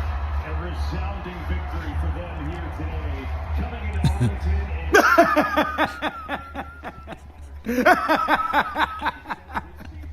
Look at that. Look at the circumference of that globe right there, man. You know what I mean? The circumference, man, the cantankerous forehead is just crazy, man. And that right there, man, the only thing, literally, that got me to the only thing that got me literally over this doggone week was the simple fact that the doggone Eagles lost. You know what I'm saying? That's the only thing. Because if the damn Eagles would have won, I would have been a doggone like, God, dog, the whole week we had to wait. But this right here.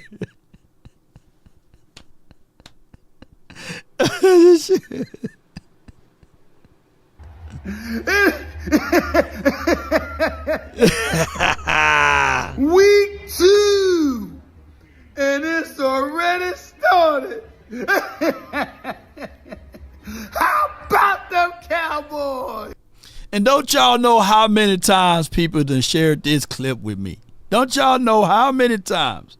That I done looked at my phone and I'm sitting here like, man, God, is there a way you can just get us to the Super Bowl and win just one more ring, man? Just one more ring in this lifetime so that I can just take it back to him. You know what I'm saying?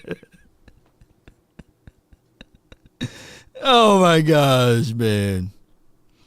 Oh, my gosh, man. But let me get the next caller on, man. And Point Dexter, appreciate you from the 409. What's on your mind? What's up, my brother? Hey, boy, all is well. You know what? You crack me up, man, with that cantankerous forehead, man. That is funny. Cantankerous, man. He got that thing peeled back.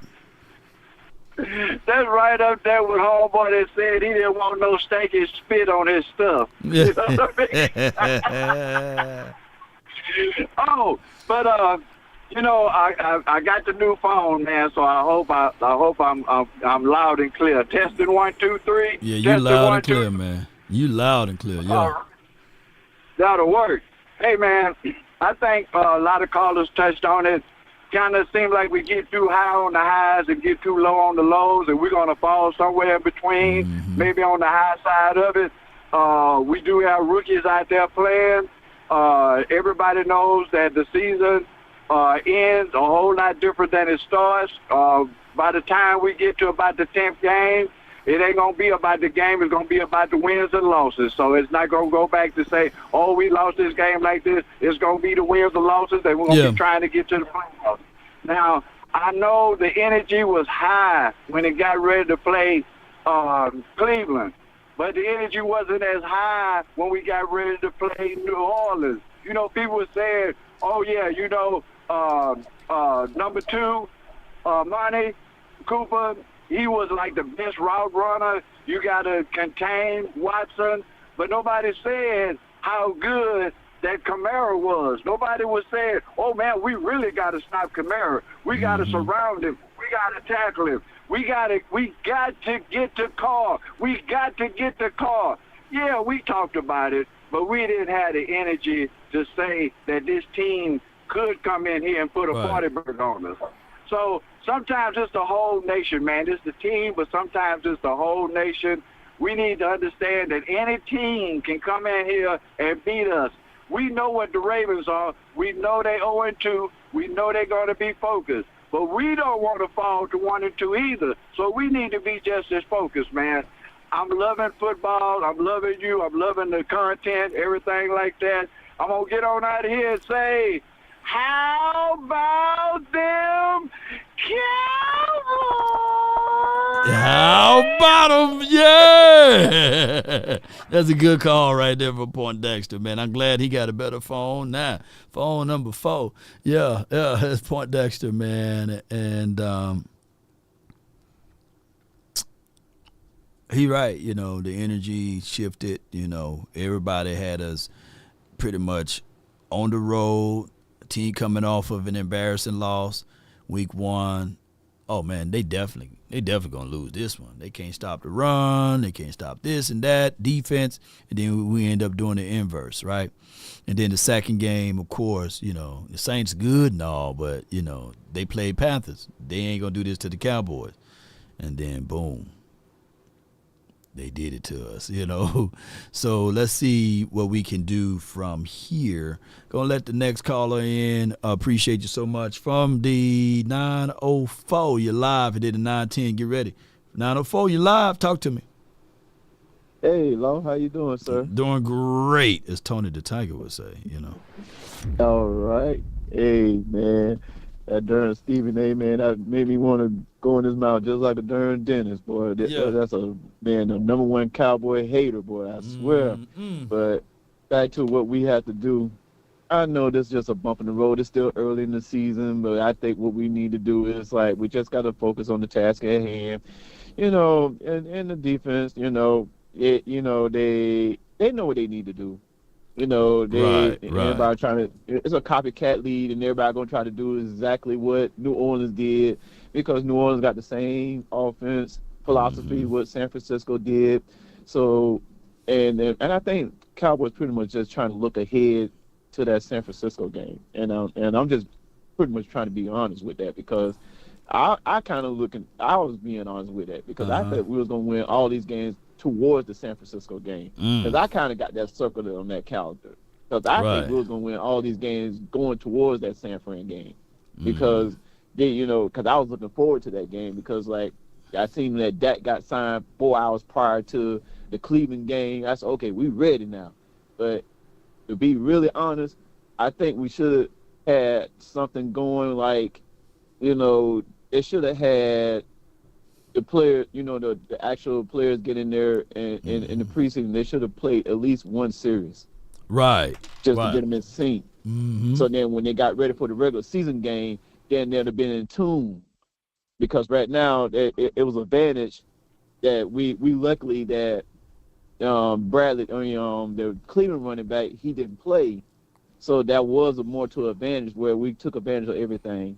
And we had, and then mostly everything was on pressure on Watson to try to take over, and we took advantage of that, and that's the reason why we won that game. No doubt, man. Hey, you right on the money with that, and I got no rebuttal to that. I think that the only thing is that they should literally not even know who the next opponent is. They should be all focused in on the Ravens. And then we talked about this before, like trap games and stuff like that. Don't be surprised if the Cowboys end up winning this game, and then now we got a short week, and now we got to play the Giants on Thursday, and then we hear this trap. And don't even think this too. Don't think this too, that this situation, far as the I want to say Giants, that you can lay down and they gonna play you softly. You know what I'm saying? It's any given Sunday. So those are things that the Cowboys got because normally after you played the Baltimore, it's a physical game. You got a short week. It's a late game too, and then you got to go on the road to play the Giants. Not saying that I'm putting fear out here, but these are the things that could occur, and you fool around and find yourself 3-1-4. Head's gonna roll, man. You know, so the Cowboys need to be prepared and be ready for that. That's all I'm saying. Appreciate you, Darryl. Thank you so much for calling in. All right, no problem, bro. No doubt. And that's why I say that everybody got, and I'm not doing no fear talk and none of that stuff. I'm just pointing out that these are the things that could occur if they don't get their SHIT together and trying to use, dare I say, September, the month of September, as, okay, I'm going to use September as a preseason for my guys to get ready. When everybody else had their guys ready in preseason. I'm old enough to remember this year that Pat Mahomes played in the preseason, right? So that's just all I'm saying. So when we look at this, you got Browns, Saints, Ravens, Giants, Steelers, Lions. That's on the road, man. That's on the road. So we got to put it like this. The craziest thing of it all,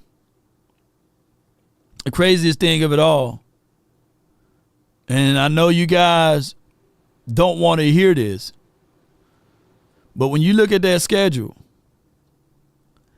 winning week 4 is more important than winning week 3. But we need week 3.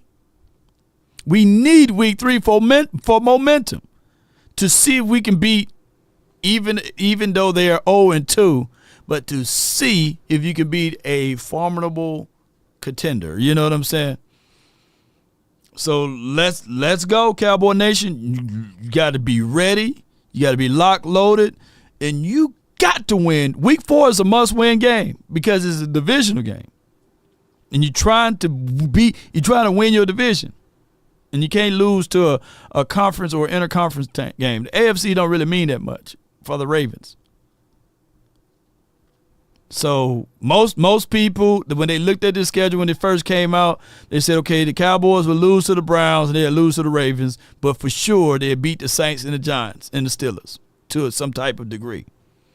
But now all of that is out the window. Next, I got my guy, my brother from another mother from the 910 UN. Smoke one for you. Talk to me. Lord Nation, my man. I got one real good question for you, brother. Go ahead. Before Solari got here, bro, how was our run game? I mean, it wasn't the greatest in the world. We had Joe Philbin. It wasn't the greatest in the world, but it was decent, you know. Who do we have before Philbin? Did we have Mark Colombo? Somebody like that? I think Mark Colombo. Whoever. I don't think he was that bad, though. Believe it or not. Colombo, y'all let me know who was the offensive. Are you talking about the run game, like Skip Pete and the other guy who passed away, or are you talking about the run game coordinator, or are you talking about the actual offensive line guy? Yeah, like the offensive line guy. I mean, I know we had the run game coordinator for a long time, you know what I'm saying? But, like, the offensive line coach is, like, one of the most important things. He had to work on the pass pro. He had to work on the run fits, stuff like that, right? Right. So, I mean, it's like when you watch these replays, man, it looks like these guys are lost when they're blocking. I mean, all of them. Even that play you just showed with Dado hit the I can't remember that name, but anyway, we hit him, right? When you see Zeke hit somebody, he stays on that block and he pushes the guy where he wants him to go. You know what I'm saying? He almost put his shoulder into it and make him stop. You know what I'm saying? So that's what I'm looking at, man.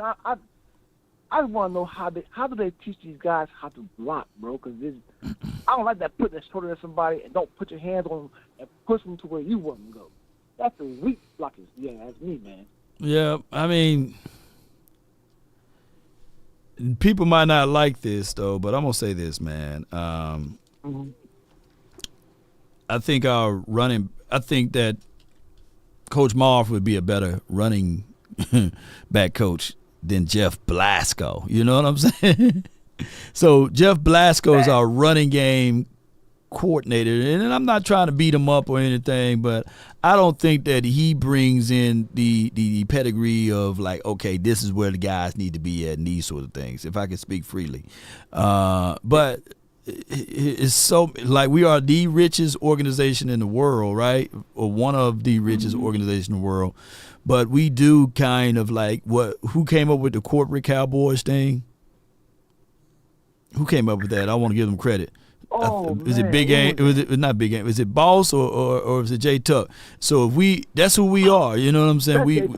Jay Tuck. So we the corporate guys. So I don't know whether or not, that could be sufficient enough, as that. I just don't know, man, and I hate to leave you guys astray on that with the run game and what's the issue, but we don't have any identity with the run game. I don't see like this is what we're trying to do, this is what we're trying to take away, this is what we're trying to set up far as we're going to be a play action team, these sorts of things. I just don't see that portion of it, bro. Just be real with you. Right. Mm-hmm. Yeah. Well, that's all I really want to ask you, bro. I mean, keep watching these replays, man. The blocking on the wide receivers, tight ends, all these guys, they just like they're lost, man. I mean, I hope we get it right sooner or later, but it's tough, man. It's been tough, bro. No doubt, man. It's Cowboys, man. That's what we are. That's what we do. Go Appreciate you for calling. Cowboys. Yes, indeed. Go Cowboys. Appreciate you, bro. Yes, Let's smoke one for you. I forgot to put a timer on it. But, that's our run game. Nah, I'm not beating up my guy. You know what I'm saying? Jeff Blasco. But it's just how it goes, man. These are the guys that's on the team, Yep, so Blasco, let me see what he got going here. Let's see if I can pull him up. I mean, that's the guy that's calling the plays for the running backs here, Now watch Blasco rep going to hit me up like, hey, man, there's a way you can not beat him up that much. What did he do to you, Law? So that's the guy, man, that Zeke listened to on short area quickness and getting things going and hitting the right gaps. Hometown, Pittsburgh, maybe he related to Mike McCarthy, I don't know. The Dallas Cowboys introduced Jeff Blasco as a team assistant offensive line coach on January 2020, can't read today. In Dallas, Blasco reunited with Mike McCarthy, whom he worked with in Green Bay between 2016 and 18. Let me see what they got right here, man. They got his whole resume stuff. What did he do? A native of Pittsburgh, Blasco graduated from Robert Morris University with a bachelor's degree in information science. He have earned his master's degree in 2009, basically. All right, let me see what else he got over here. I don't see anything to point out, skip out, but okay, here we go right here.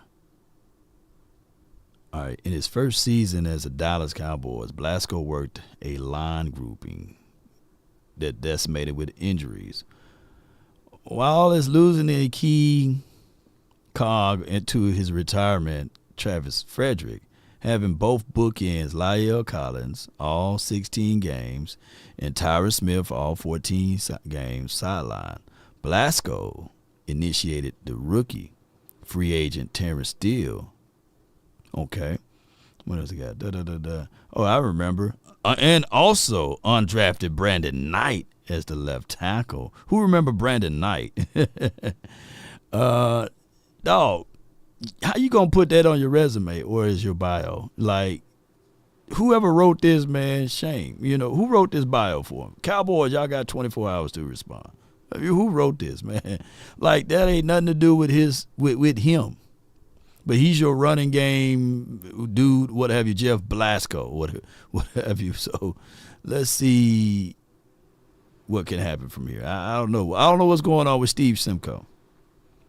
I don't know what's going on with Steve Simcoe. All right, we're going to let the next caller on, and it will be from the 979, then it will be the 210 as Q, and then Coach Marv. From the 979, you're live. Talk to me. Hey, what's going on, Love Nation? This is Dominique. I'm calling from Bryan, Texas. Man, what's good, man? What you got? Bryan, Texas. Just I guess like a little curious question, kind of like to the point that you have made about, I guess, the team being too nice out there. When do you think that changed, or when do you think they just became this, seemed like this little, I guess, a nice team and not like the physical team like they were in the 90s? Like old boy said, you know, the reason why the Cowboys were the way they were, Jimmy Johnson was a psychology major, so he had to play the psychological warfare. Think about it. We still rave and talk about this offensive line grouping from the 90s, and none of those boys were first-round draft picks, you know. And none of these guys was ideal size and these sorts of things. So Jimmy Johnson knew how to work the room, work the crowd. He knew how to use the media as this is going to be a whooping board. Like for real, this is going to be a situation and scenario that he utilized the media. That, all guys on defense, we got the number one defense in the National Football League, and not one of these guys made it to the Pro Bowl. Great. I'm going to use this against them. You know what I'm saying? For them. Right. And then he knew how to, put this in 3-inch headlines or 2-inch headlines, whatever that statement was. So he knew how to work the room, he knew how to work the media, and he knew how to work the players. Like, instead of, who was the last person we on this team? Shoot, I'm trying to think. I'm not even 100% sure on that one. It wasn't Freeman, was it? Right, it was Royce Freeman, right? So if he knew, I think so. Whoever the last person we cut, he knew how to cut him, so that the other people would have been like, "Oh snap! I got to be on time. I got to be on work." He would have made an example. It wouldn't have been like, "I'm just gonna cut this guy." You know, when the camera's not on or when the media's not there, he would have waited. Yeah. He would have waited to the day of the practice or something and said, "Hey, he missed an assignment. You cut," you know, and then everybody would have been like, "Hey, I need to be better because I don't want to be cut guy." Yeah, that's, so I mean, that's I guess it's just. Oh, my bad. No, you good. You good. But yeah, I guess this is just unfortunate, you know. Man, you want to see some more physicality out of these guys, like kind of like what Big Game James says. I'm not about to. Yeah, you want to see more physicality out of them, but man, hey, come back tomorrow, man. We get this thing going a little bit faster. But it's for the 979. That's just what it is, ladies and gentlemen. That's where the softness comes from. When there's a video that I put out there with my guy Lincoln Coleman.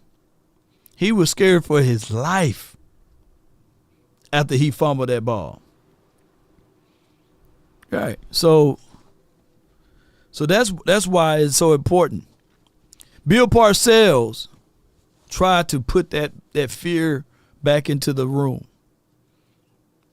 But you got to have a certain coach that can elevate those things. All right, I got from the 210, Dr. Q, you live. Talk to me. Hey, what's going on, brother? Cowboy Nation. Just have a couple of things, Love. So over here, I pretty much just kind of watch the news a little bit on my phone as far as the things with the Cowboys.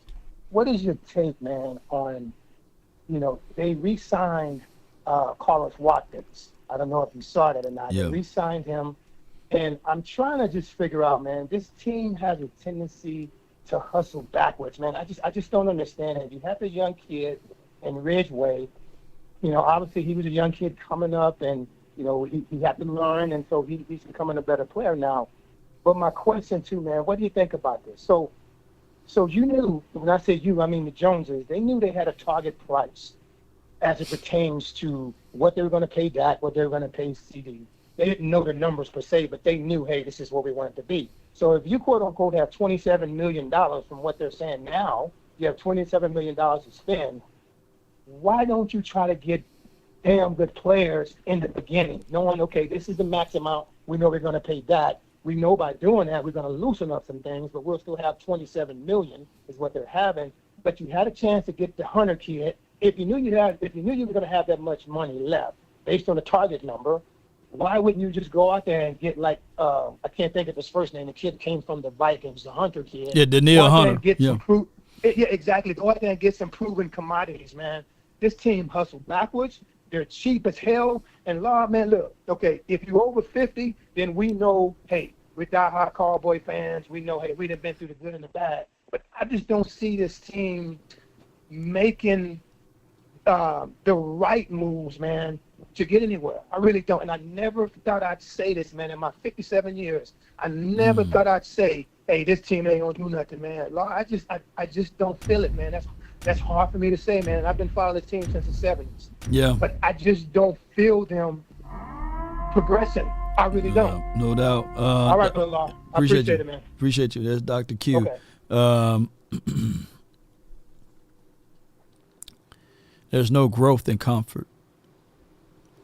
There's no growth in comfort.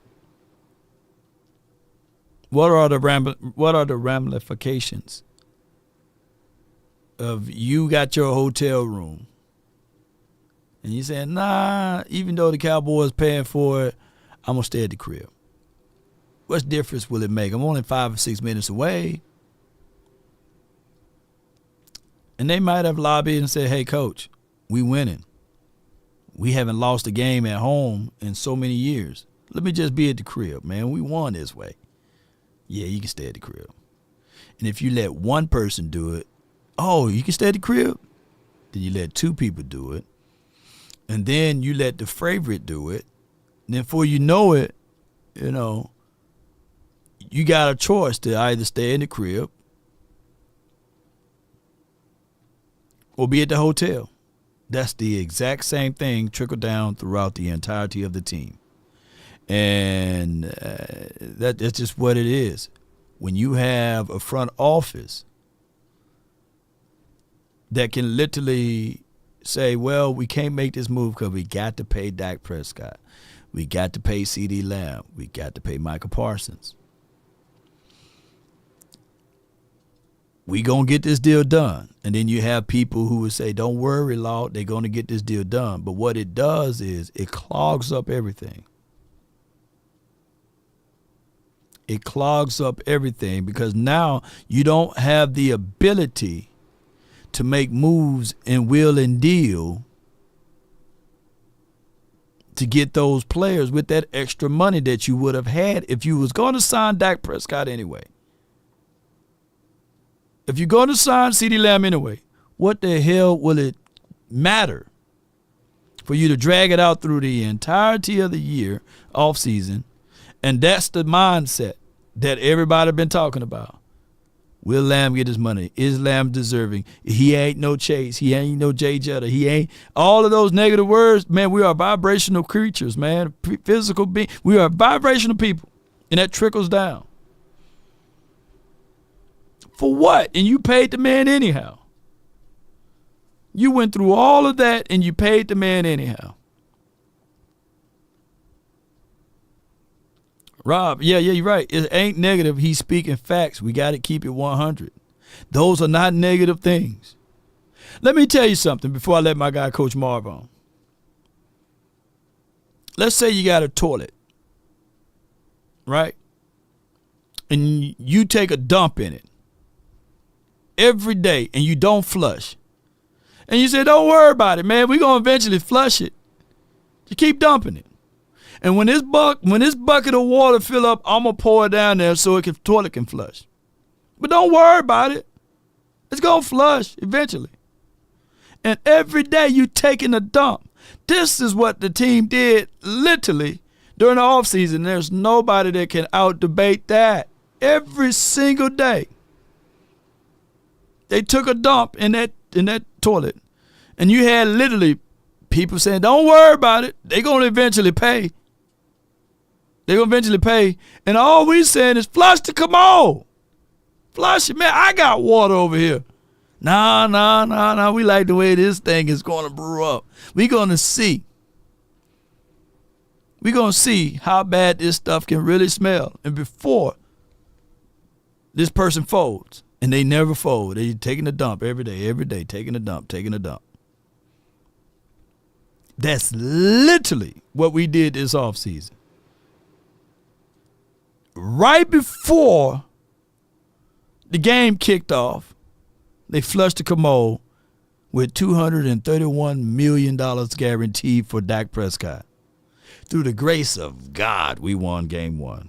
Could you imagine how crazy it would have been if we would have lost game 1 in game 2? Ooh! But through the grace of God, we can clearly see that Lamb ain't Lamb right now. Dak still ain't Dak. They went through the entirety of this offseason to see who the hell Trey Lance is. And people yelling, hey, he's a utility quarterback. He's this type of system quarterback.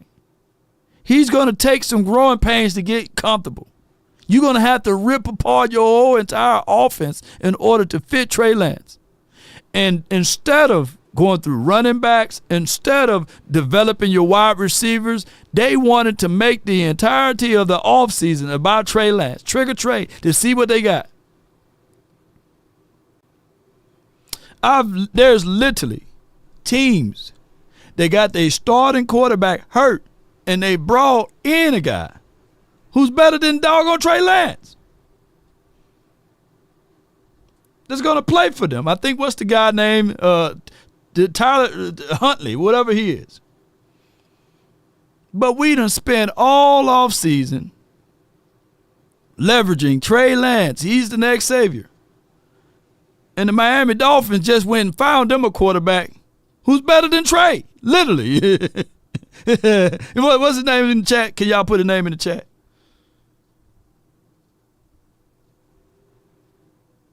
And we went through all of that stuff. We could have did the same thing. If Dak get hurt or if Cooper Rush get hurt, then you do that. But that $5.5 million, that could have been to Danielle Hunter. That could have been to a dude that's going to play, that can make some plays for this team. Tyler Huntley. Is he a Pro Bowl or something like that? Did he make all pro? He made something like that. And he was on the streets, wasn't he? Streets. Not streets, but streets. He was out there on the streets. And we still, oh man, hey, this shiny car over here, he can be something. And he don't have a contract for the foreseeable future.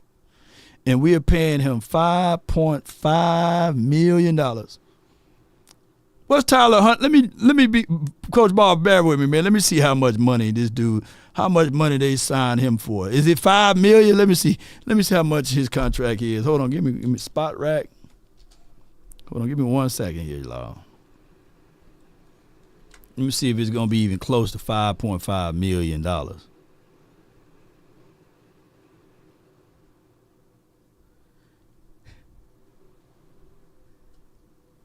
The Dolphins paid this brother $875,000. He got a cap hit that's going to hurt their team, a 0.34%. Not even 1% against the cap. I can't make this stuff up, man. Coach Marv, you're live. What's going on, Law? Law, let me start out and say this. Leaders of men promote confidence, not fear. Yeah. Promote urgency, not complacency. Yeah. Those who sweat more in peace believe less in war. Mm. All these things I've talked about, and I have echoed on many occasions about what it would take, and it was never about acquisition of players. I have told y'all 1,000 times, you can keep chasing players, but you put them in a situation where the mentality is not right, you're not going to be able to get enough good players to get over the hump. Because anytime you have any type of situation where you have that many Pro Bowlers in the last 2 years, coaches would have been fired in any other organization other than Dallas. Yeah. So I like Mike McCarthy. We like Mike McCarthy. We think he's a good guy. Yeah. But check the research on when he was last 3 or 4 years in Green Bay. They talked about his complacency, his laziness, and his offense was horrible. And if you want to talk about this, it's not that he's not a good guy, not that he's not a very good guy, but he got this job when he lied about he said he's seen every play. And then he lied again when he told us when Kellen Moore left that he was going to run the football and he ran the ball left. So I'm not talking about what Coach Mars feels about. I'm talking about straight facts. That is it. And this is his DNA. And this is who he is. Could that win someplace else? But it may not can win here in Dallas. You have enough talent on this field to win. There's nothing about in the NFL don't say we got talent, but you don't have the right mentality to be able to grind to earn the right. And I would say this: if you're a player, and I always told our players, and I told our coaches, if you're a player or you're a coach, you can't coach like a fan. You can't play like a fan. A fan is not they're going to have ups and downs and they're going to be overconfident. A player cannot think like a fan because a fan does not get in those wars and line up against that guy and have to be, they can be overconfident. It's not about Cowboy Nation should get ready. What we should be saying, Cowboy team just get ready, because Cowboy Nation is not going to be on that field. So this is where we have to get to point, and this is where they have to earn the right, and they have to learn by growing pains. Right. But sometimes, Law, when you get some success and you think you're getting something, and I always say this about Law, and you're the perfect example of this. You have a great, successful YouTube channel, the biggest in Cowboy YouTube nation. But many have the desire that you have, which desire comes from the mind. But very few have the determination, the heart to get it done. And we have the desire as fans, and that team has a desire. That's easy to have a desire. But when it comes down to determination, what has in the heart, the grit to get through adversity, to overcome when you out there, I hadn't seen that in this team. And overconfidence, we can talk about if we play good this week. Right. But what's the measure of a good team? It's consistency. Yeah. You can have a great show, Law. Some of those YouTube brethren have a great show, may have 500,000 views. But then they don't make another video for another 2 months. Coach Marv, you right on the money with it. Consistency is the key to it. So like I said, leaders are great leaders of men promote confidence, not fear, and they promote urgency, not complacency. Man, Coach Marv, you killed that one. Appreciate that. Words of wisdom, man. That's Coach Marv right there. Yeah. But what I'm saying is now, hear me out. I'm not saying that Trey Lance is trash. I never said that. But $5.5 million for your third string quarterback. And that's the focus of this team, the offseason. All offseason. When the focus should have been, how can we get better? I got 4 run flats tires on my car. 4 run flats. You think I'm focusing in on my spare? You think that spare tire need to be a run flat too? It don't work that way, ladies and gentlemen. It don't.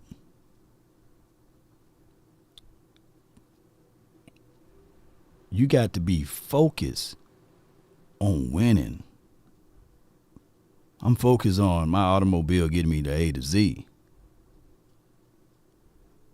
Damn, the spare. As long as I got one, that's cool. Yeah. But let's go, Cowboy Nation. It is what it is. You planning on now this week we are hearing some good news and report, about this right here. I want to pull this up. It's just a focus point. The difference between a light bulb and a razor, light bulb and a laser, is this focus. We do have good news here. Cowboys cornerback DaRon Bland-Foot today at practice worked on the cords, right? Right. And he worked on the cords. Cowboys also, Jake Ferguson knee practicing today. So those are two good things. And hear me out. They probably looked at that tape on Carson's and said, you know what? He's good, but he's not a Bland. Hey, how much longer you got, dog? But I would say this: let's slowly get Bland together and trust and believe. He should be ready around maybe the Lions week or the Steelers week, give or take. And then it's good to see Jake Ferguson out there in practice. These are the two updates from practice today. Appreciate everybody for tuning in. The conference has been locked. Jimmy, the Greek from the 781, you're live. What up, La? Not much, man. How you doing, my brother? Doing great. I'm not going to lie. I was extremely disappointed in that game the other day, man. That was awful. Just awful. And it brought back flashbacks from Green Bay. It brought back flashbacks from Arizona. Right. We need to do something here. And I know, benching Phillips and bringing Watkins back is going to hopefully a little bit, but, we got to make some moves here. I mean, when's the last time this team made a major move? Probably Amari Cooper, correct? Yeah. And before that, who the hell knows? But Carr, Brandon Carr, I believe. Brandon Carr walked away with the bag on that one. But listen, I still have faith in this team. It's very talented. Ferguson's coming back. Bland will be back in no time. I still think we can, believe it or not, I think we can still win this division. But we need to start getting better, stopping the run, and we need to start running the damn ball. Yeah, have a great day, my brother. No doubt, man. Appreciate you. Jimmy, appreciate you so much. Great conversation here. 972, you're live. Talk to me, bro. Hey, can you hear me, Lo? Yep, loud and clear. How you doing? How you doing, brother? Good. Yeah, like the last caller said, we need to make a trade. We got to shake it up somehow. We got to get somebody that can play on the line. I'm a Cowboy fan. I'm not giving up. We had a bad game, right?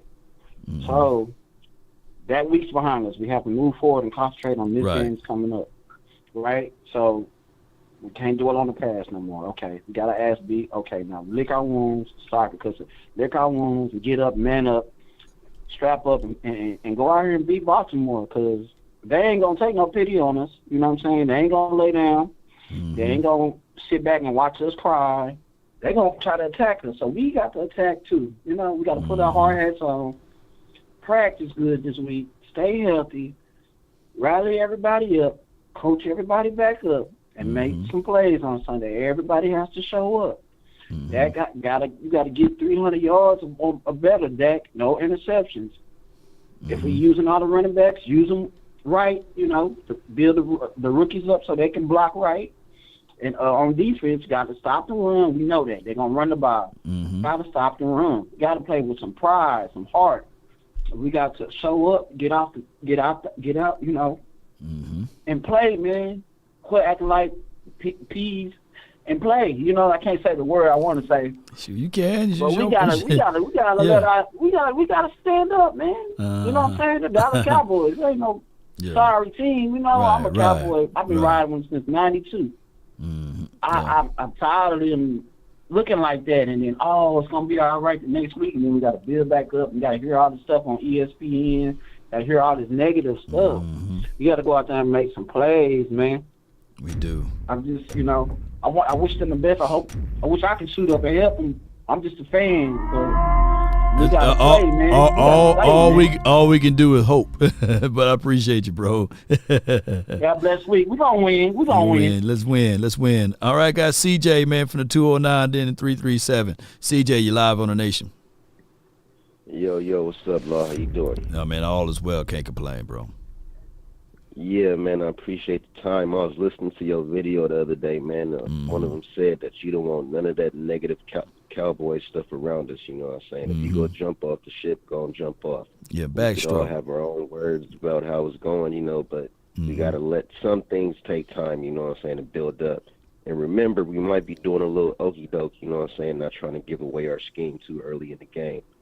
But we can't be listening to all these, it clowns with the buoy beach volleyball head on TV talk about a team like that, you know what I'm saying? Him and Kimberly A. Martin was both bred from the same inbred dolphin, you know what I'm saying? Ain't nobody worried about what they talking about. But the offensive line got to get a little bit stronger, you know what I'm saying? We can't be blaming Dak and CeeDee right now. We got to hold it together and hopefully things gel together, you know what I'm saying? But the defense, man, we gotta work on that, you know what I'm saying? All that, everybody plays their Super Bowl against us. If you go be tough, you gotta be tough, man, you know what I'm saying? I'm 5'9". People know I don't know how to fight. I know how to knock karate ninjas the F out, you know what I'm saying? So if you go in there, you gotta go in there knowing what you know how to do. You can't be playing to the opponent's weakness, strength, none of that. You gotta play to your strength, you know what I'm saying? Go in there for the KO and take everything out, you know what I'm saying? Coach Mike McCarthy, he got to play like his backup against the wall. A cornered animal got to be dangerous, you know what I'm saying? None of that soft stuff, you know. That's all I really got to say, man. We got to cut all that out, or everybody don't like us. Well, don't like nobody else, you know what I'm saying? Right. We solo. We was born in the world alone. We go die alone. We'll go in there solo. You know what I'm saying? Go for the jugular. And that's all I just got to say. Don't worry about that beach volleyball head, dude, man. Be good. Go Cowboys. No doubt, man. Appreciate you, man. Good call from CJ, man. Yeah.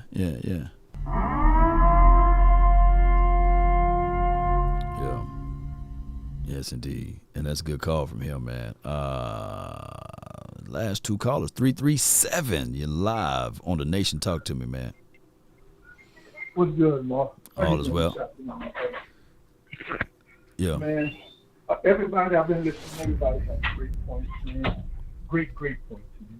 One of my problems is our team, we really don't have no identity. We don't have no identity on offense. We don't have no identity on defense. Like everybody's been saying, when you play certain teams, you know exactly what you're going to get. You're going to be, knock them, drag them out, fight. If you're going to beat me, you're going to have to earn this win. I'm not giving you nothing. But I categorize our team what I call a coward bully. Definition, a bully gonna fight you no matter what because he thinks he can beat you. You're gonna have to prove that bully that you're not scared of him and you're gonna fight him. What I call a coward bully is that we're gonna punch you, we're gonna fight you. But as soon as you show us that you're willing to fight back, we start questioning our toughness. We start questioning our toughness. Can I really sustain? Can I really get in this fight and win this fight? And that's what we're doing.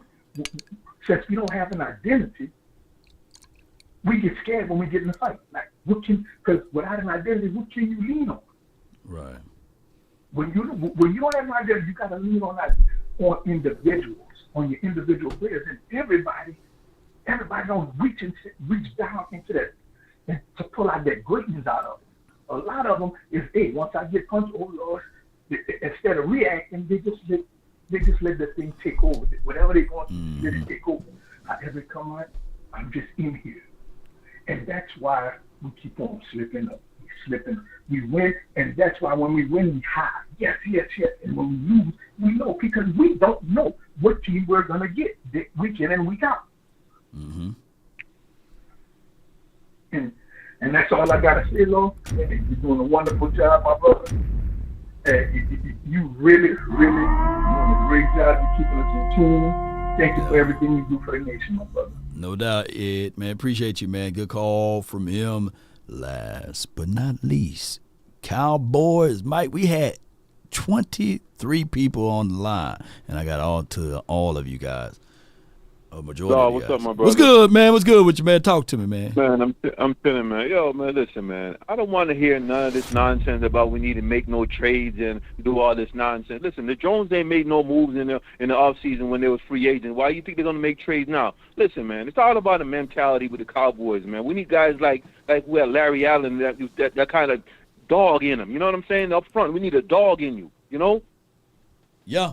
This guys is gonna protect your home, man. Be like Dak Prescott is your family, man. You in your house. They ain't gonna let nobody come in your house and disrespect you, man. That's what the Cowboys letting them do. They walk all over them. We gotta stand up, bro. You gotta have heart. Yep. You see, we as New Yorkers, man, we have heart, bro. We don't go for that nonsense. You ain't gonna come in my house and beat the hell out of me like they've been doing the last 2 games at home. That's trash, man. That's trash, bro. Keep going. Keep cooking. That's keep straight cooking. up trash, bro. Like I said, you gotta have heart, man. It's all about heart, bro.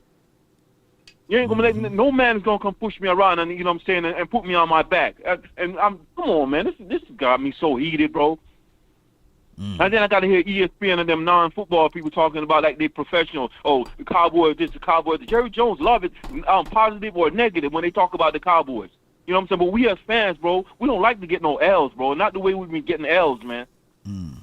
Gotta have heart. So, Lord, one question for you, man. If we lose 2 more games in a row, is Mike McCarthy going to get fired? Oh, yeah. It's going to be somebody getting fired. If he lose 2 games in a row, he's been in the hot seat since he got here, by the way. It's going to be the similar situation to when Wade Phillips got fired. I think it was by the hands of Mike McCarthy, if I'm not mistaken. The score was 44-6. You remember? they beat the brakes off of us. So, it will be a fireman situation if that's the deal. But I don't think that we going to lose 2 games in a row, 3 games in a row. And Law, you know how I feel about that. I wasn't really a Dak fan, but Dak is a Cowboy, so I got to roll with that. But, Dak got to make sure whatever goes down, if they're playing terrible or not, he don't never play terrible because they're always going to point the finger towards him. You know what I mean? It takes more than just one man to win a football game. But Dak got to stand up, man. Don't look stupid like the other day. He had a look on his face like he always had when there's a negative play. And then look at the video. Then after he looked at the way he looked, he started clapping his hand. Like, you got to do that all the time. You know what I'm saying? Yeah. Guess who as much is given, much is expected, man. Like I said, man, Dak is going to be all right, man. But I need the line to have the dog in him, man. Protect that man. Yeah. You know what I'm saying? Yep. All right, that's all I got, Law. Appreciate you, man. That's my guy, right? That's my guy. Cowboys Mike. Yeah, so appreciate everybody. Man, this show right here, baby, was a long show. I think I've been live about 2 or 3 hours. But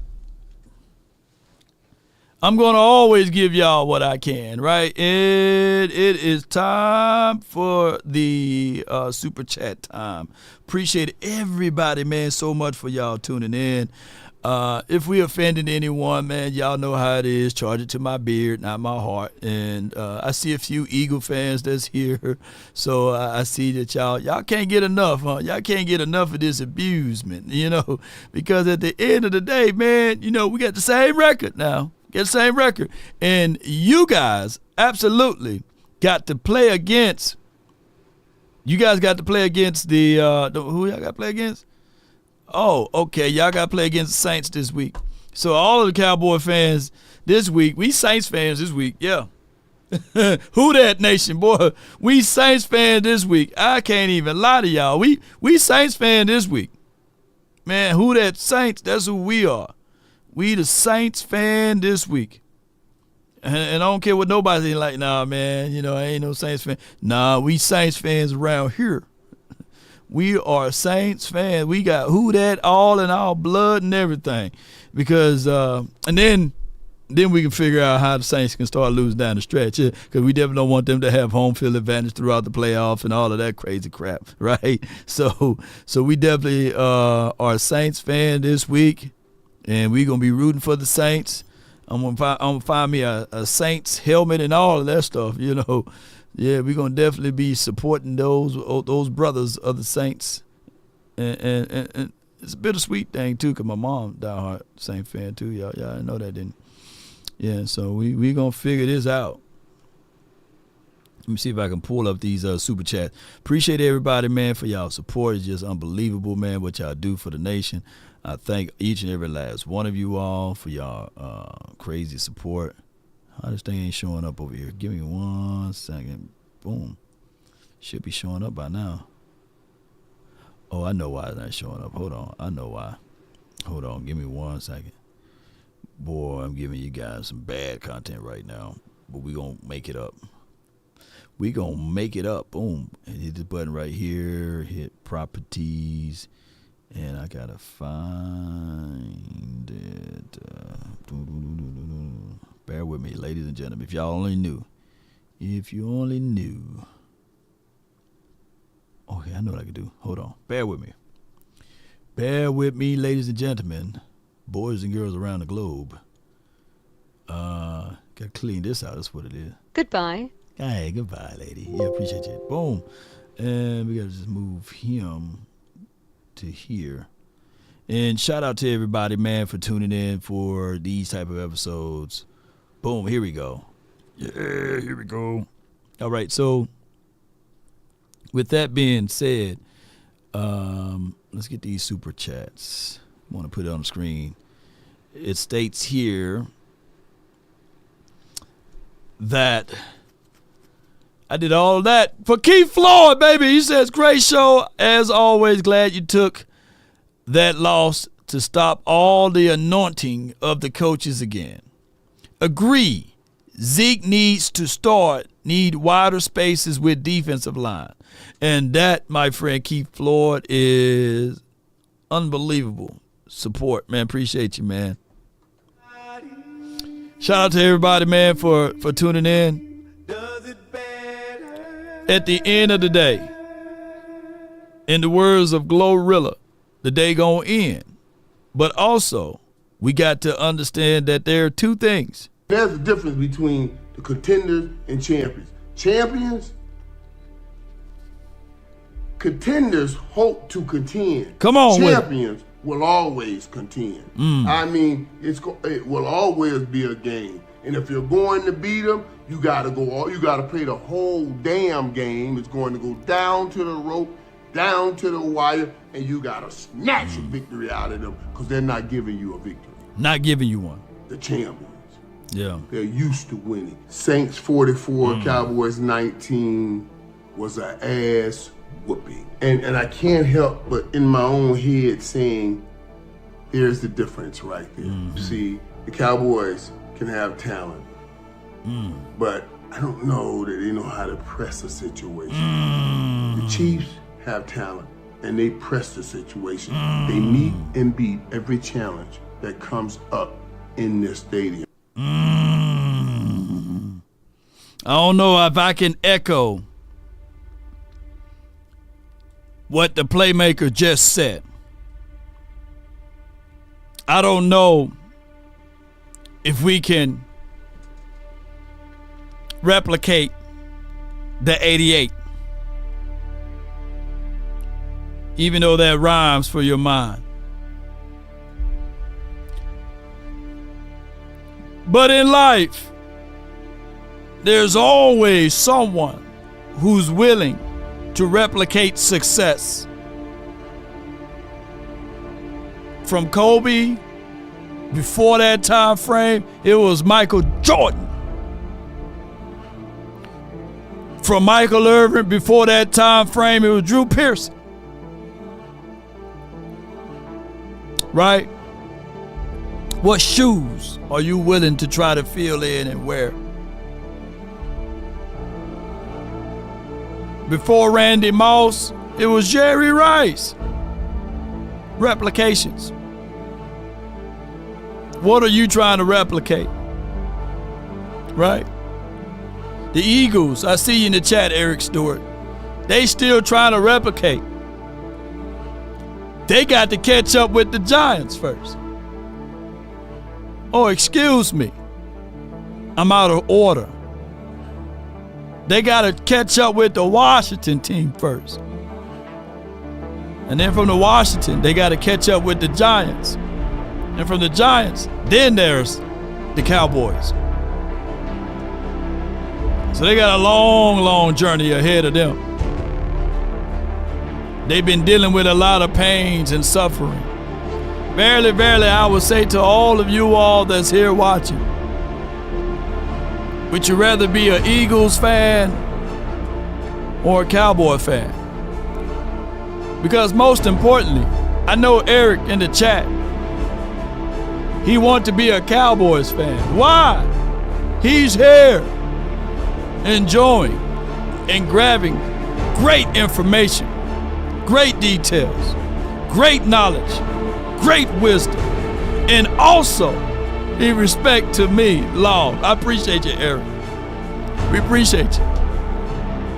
Because you know, unfortunately, you can't receive the information and the content on your side of the field. You got to come here. And what is here? The 1-1 Cowboys. Win, lose, or draw, I'm here.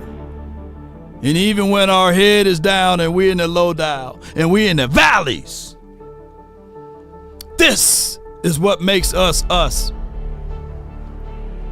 It says, yea, do I walk through the valley. It don't say, yea, do I stay. We got to continue to move. And yes, we fell out like Family Guy in the last game. And yes, it hurts. I've read, in order for a muscle to be built, it got to break down first. You got to tear it down first, and then you got to build it back up again. So I would tell you guys that's rocking and rolling with Law Nation. Boy, we some diamond tough Cowboy fans over here, because it's been over 25 years. And we are still here, locked, loaded, and rooted and strong. Yes, we are strong with unbelievable desire and passion. Even what was displayed last week, 44-19. For the faint at heart and for the fickle fans, they will run away from right now. They're gone. But for the real ones, we are here. Unfazed, unbothered, standing in the gaps, saying I would rather be a Cowboy fan and die on this sword to be an Eagles fan, to be a Washington fan, to be a Giants fan, to be a Kansas City Chiefs fan, to be a Chargers fan, to be a Ravens fan. I would rather root for this team and go through the pains and suffering without any approach to any success than to be a 49ers fan. Because I'm aligned my heart, soul, and sinew here. I'm locked in these chains. Ain't gonna let nobody turn me around. Ain't gonna let nobody put dirt on me nor my name. In the words of Marlowe, one of the greatest series of all times, The Wire, my name is my name, and I will fight for the glory and the goodness of my name. I will defend and protect my name.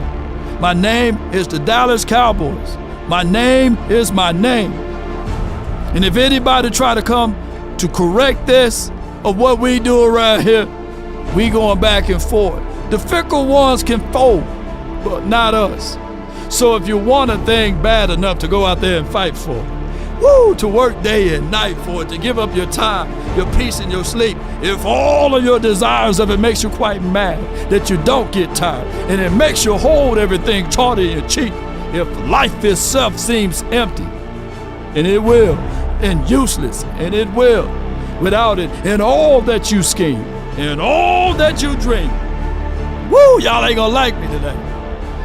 If dogged and grim and besieged and beset, with the help of almighty Cowboy Nation, T-Jack, Matt, Brooklyn, Rev in the chat, you, VA boys, will get it.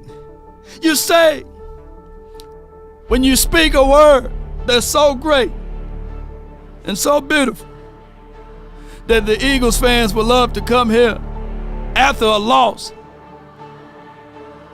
to get some good feelings and some good vibes below the heavens. Shout out to you. Lisa, shout out to you. Rico, shout out to you.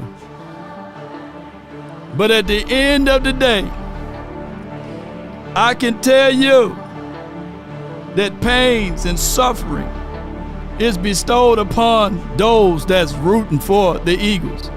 And they don't have the comfort, nor the person with the intellect to be able to excoriate the opposing foes. But they do have the birds of the brains of their leader. Take me to that leader. Lord, take me to that leader. I got you. Say less. Oh, man, that get off your you supposed to bend the ball. Come on. Get the ball to Saquon. What else? We don't, even if they don't get it. This is their leader. Listen to your leader. Let me tell you something. Take them home. Let me tell you something. We're going to change your name to calling more. We need to call more fucking offensive coordinators. That's their leader.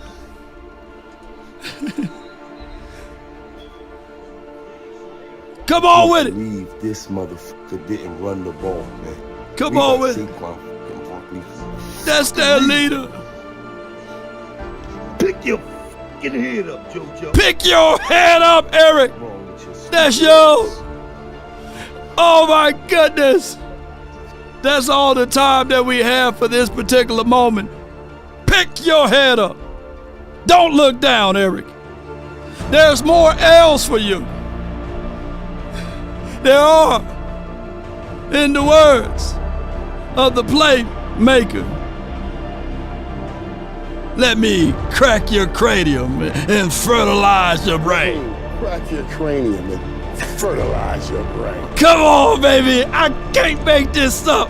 Let's go. That's been all the time that I have for this moment. I really thank you all for yours. Come on.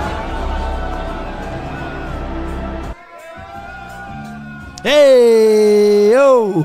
And roll those credits. Come on. Ready? That's that leader, Gilly. The bird brain. Yeah. Hat twice the size it needs to be.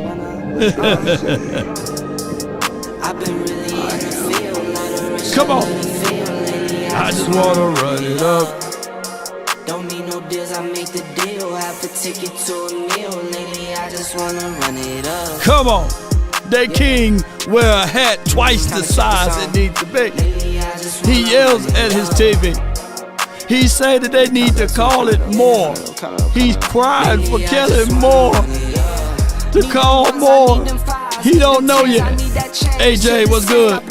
Come on, Jake the Great. TC on the drum. Cited Troop.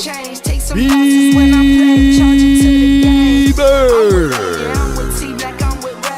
Who with Law, baby? Put Law in the chat. Ooh. Ooh. Come on. And remember, you're listening to nothing but the best. Shout out to Angie. Shout out to your Matt, David. Come on, baby. Call it bang. This is the 40s. Hey, come on with it.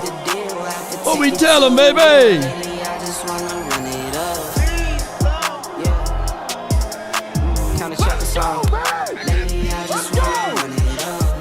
Got beans and bologna. If you enjoyed this show, put a 1 in the chat. Oh, snap. Did y'all hear this breaking news? Eric! We answered, I talked stuff, I thought we had it, but it goes to show you who's a better team, and I'm sticking Cowboys. Leon, you see him? You're crying. I'm hurt. I love my Eagles. I don't believe it. You gonna flap the hat one more time for the Eagles with a hard fight they did? Let's go Birds, fly Eagles, fly. Still Super Bowl chance for now. Oh, the commotion. Commotion. What's going on? Eric, that's you? What's going on? What's all that crying going on, man? Y'all see all the commotion? What the world is going on? Oh, that's me tuning in to all the Eagles fans.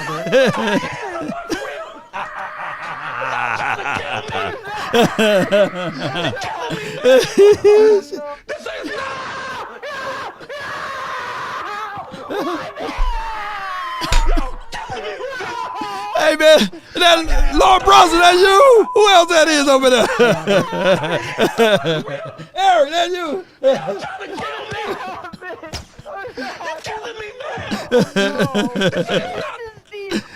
What's going on, man? All that commotion going on over there.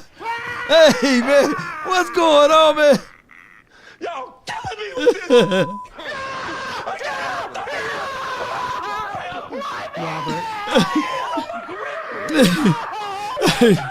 Hey, I just gonna say this though.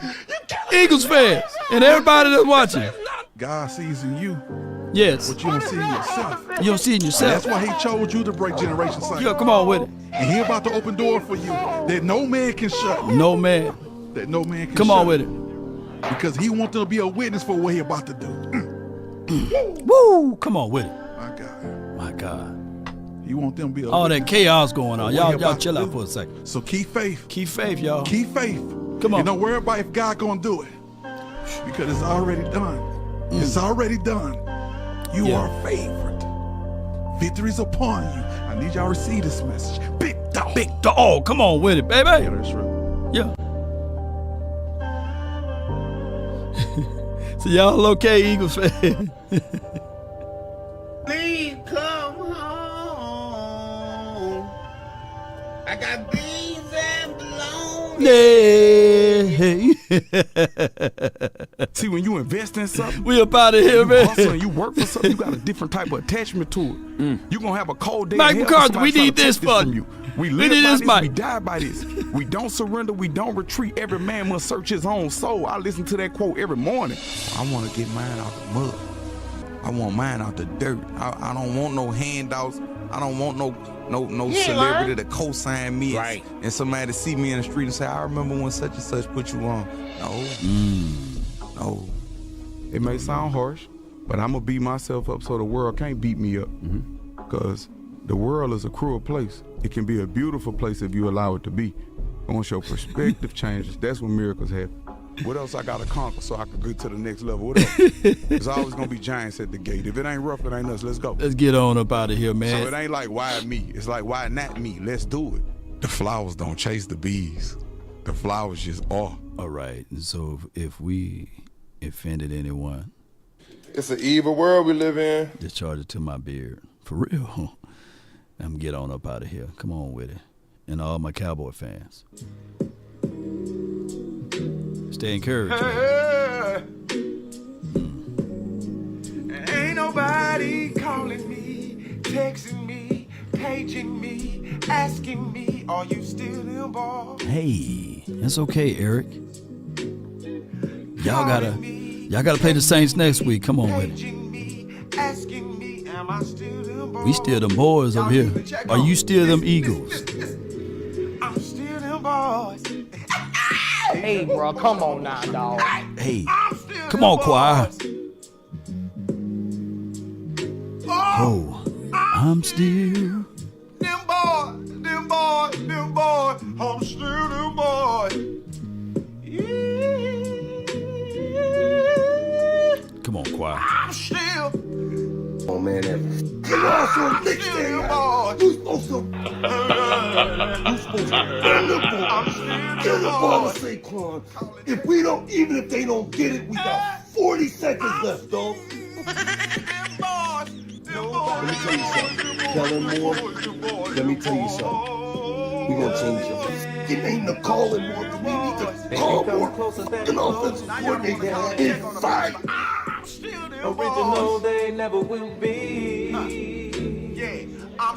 can't believe this motherfucker didn't run the ball, man. If we don't, even if they don't get it, we got 40 seconds left, dog. Let me tell you something. Kellen Moore, let me tell you something. All I ask. We're gonna change it. It ain't the calling more. We need to call more fucking offensive coordinators in 5 Resources that we don't. Now let us get on the line, boy. See it that time. I can't believe this motherfucker didn't run the ball, man. We got Saquon fucking Barkley for a fucking reason. Pick your fucking head up, JoJo. If we don't, even if they don't get it, we got 40 seconds left, dog. Let me tell you something. Kellen Moore, let me tell you something. We're gonna change it. It ain't the calling more. We need to call more fucking offensive coordinators in 5. Are you not that you must be out of your goddamn mind? I can't believe this motherfucker didn't run the ball, man. We got Saquon fucking reason.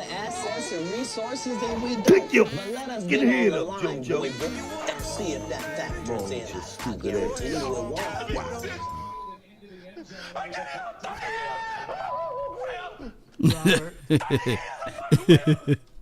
This music to my ears. Let me get on up out of here, man. You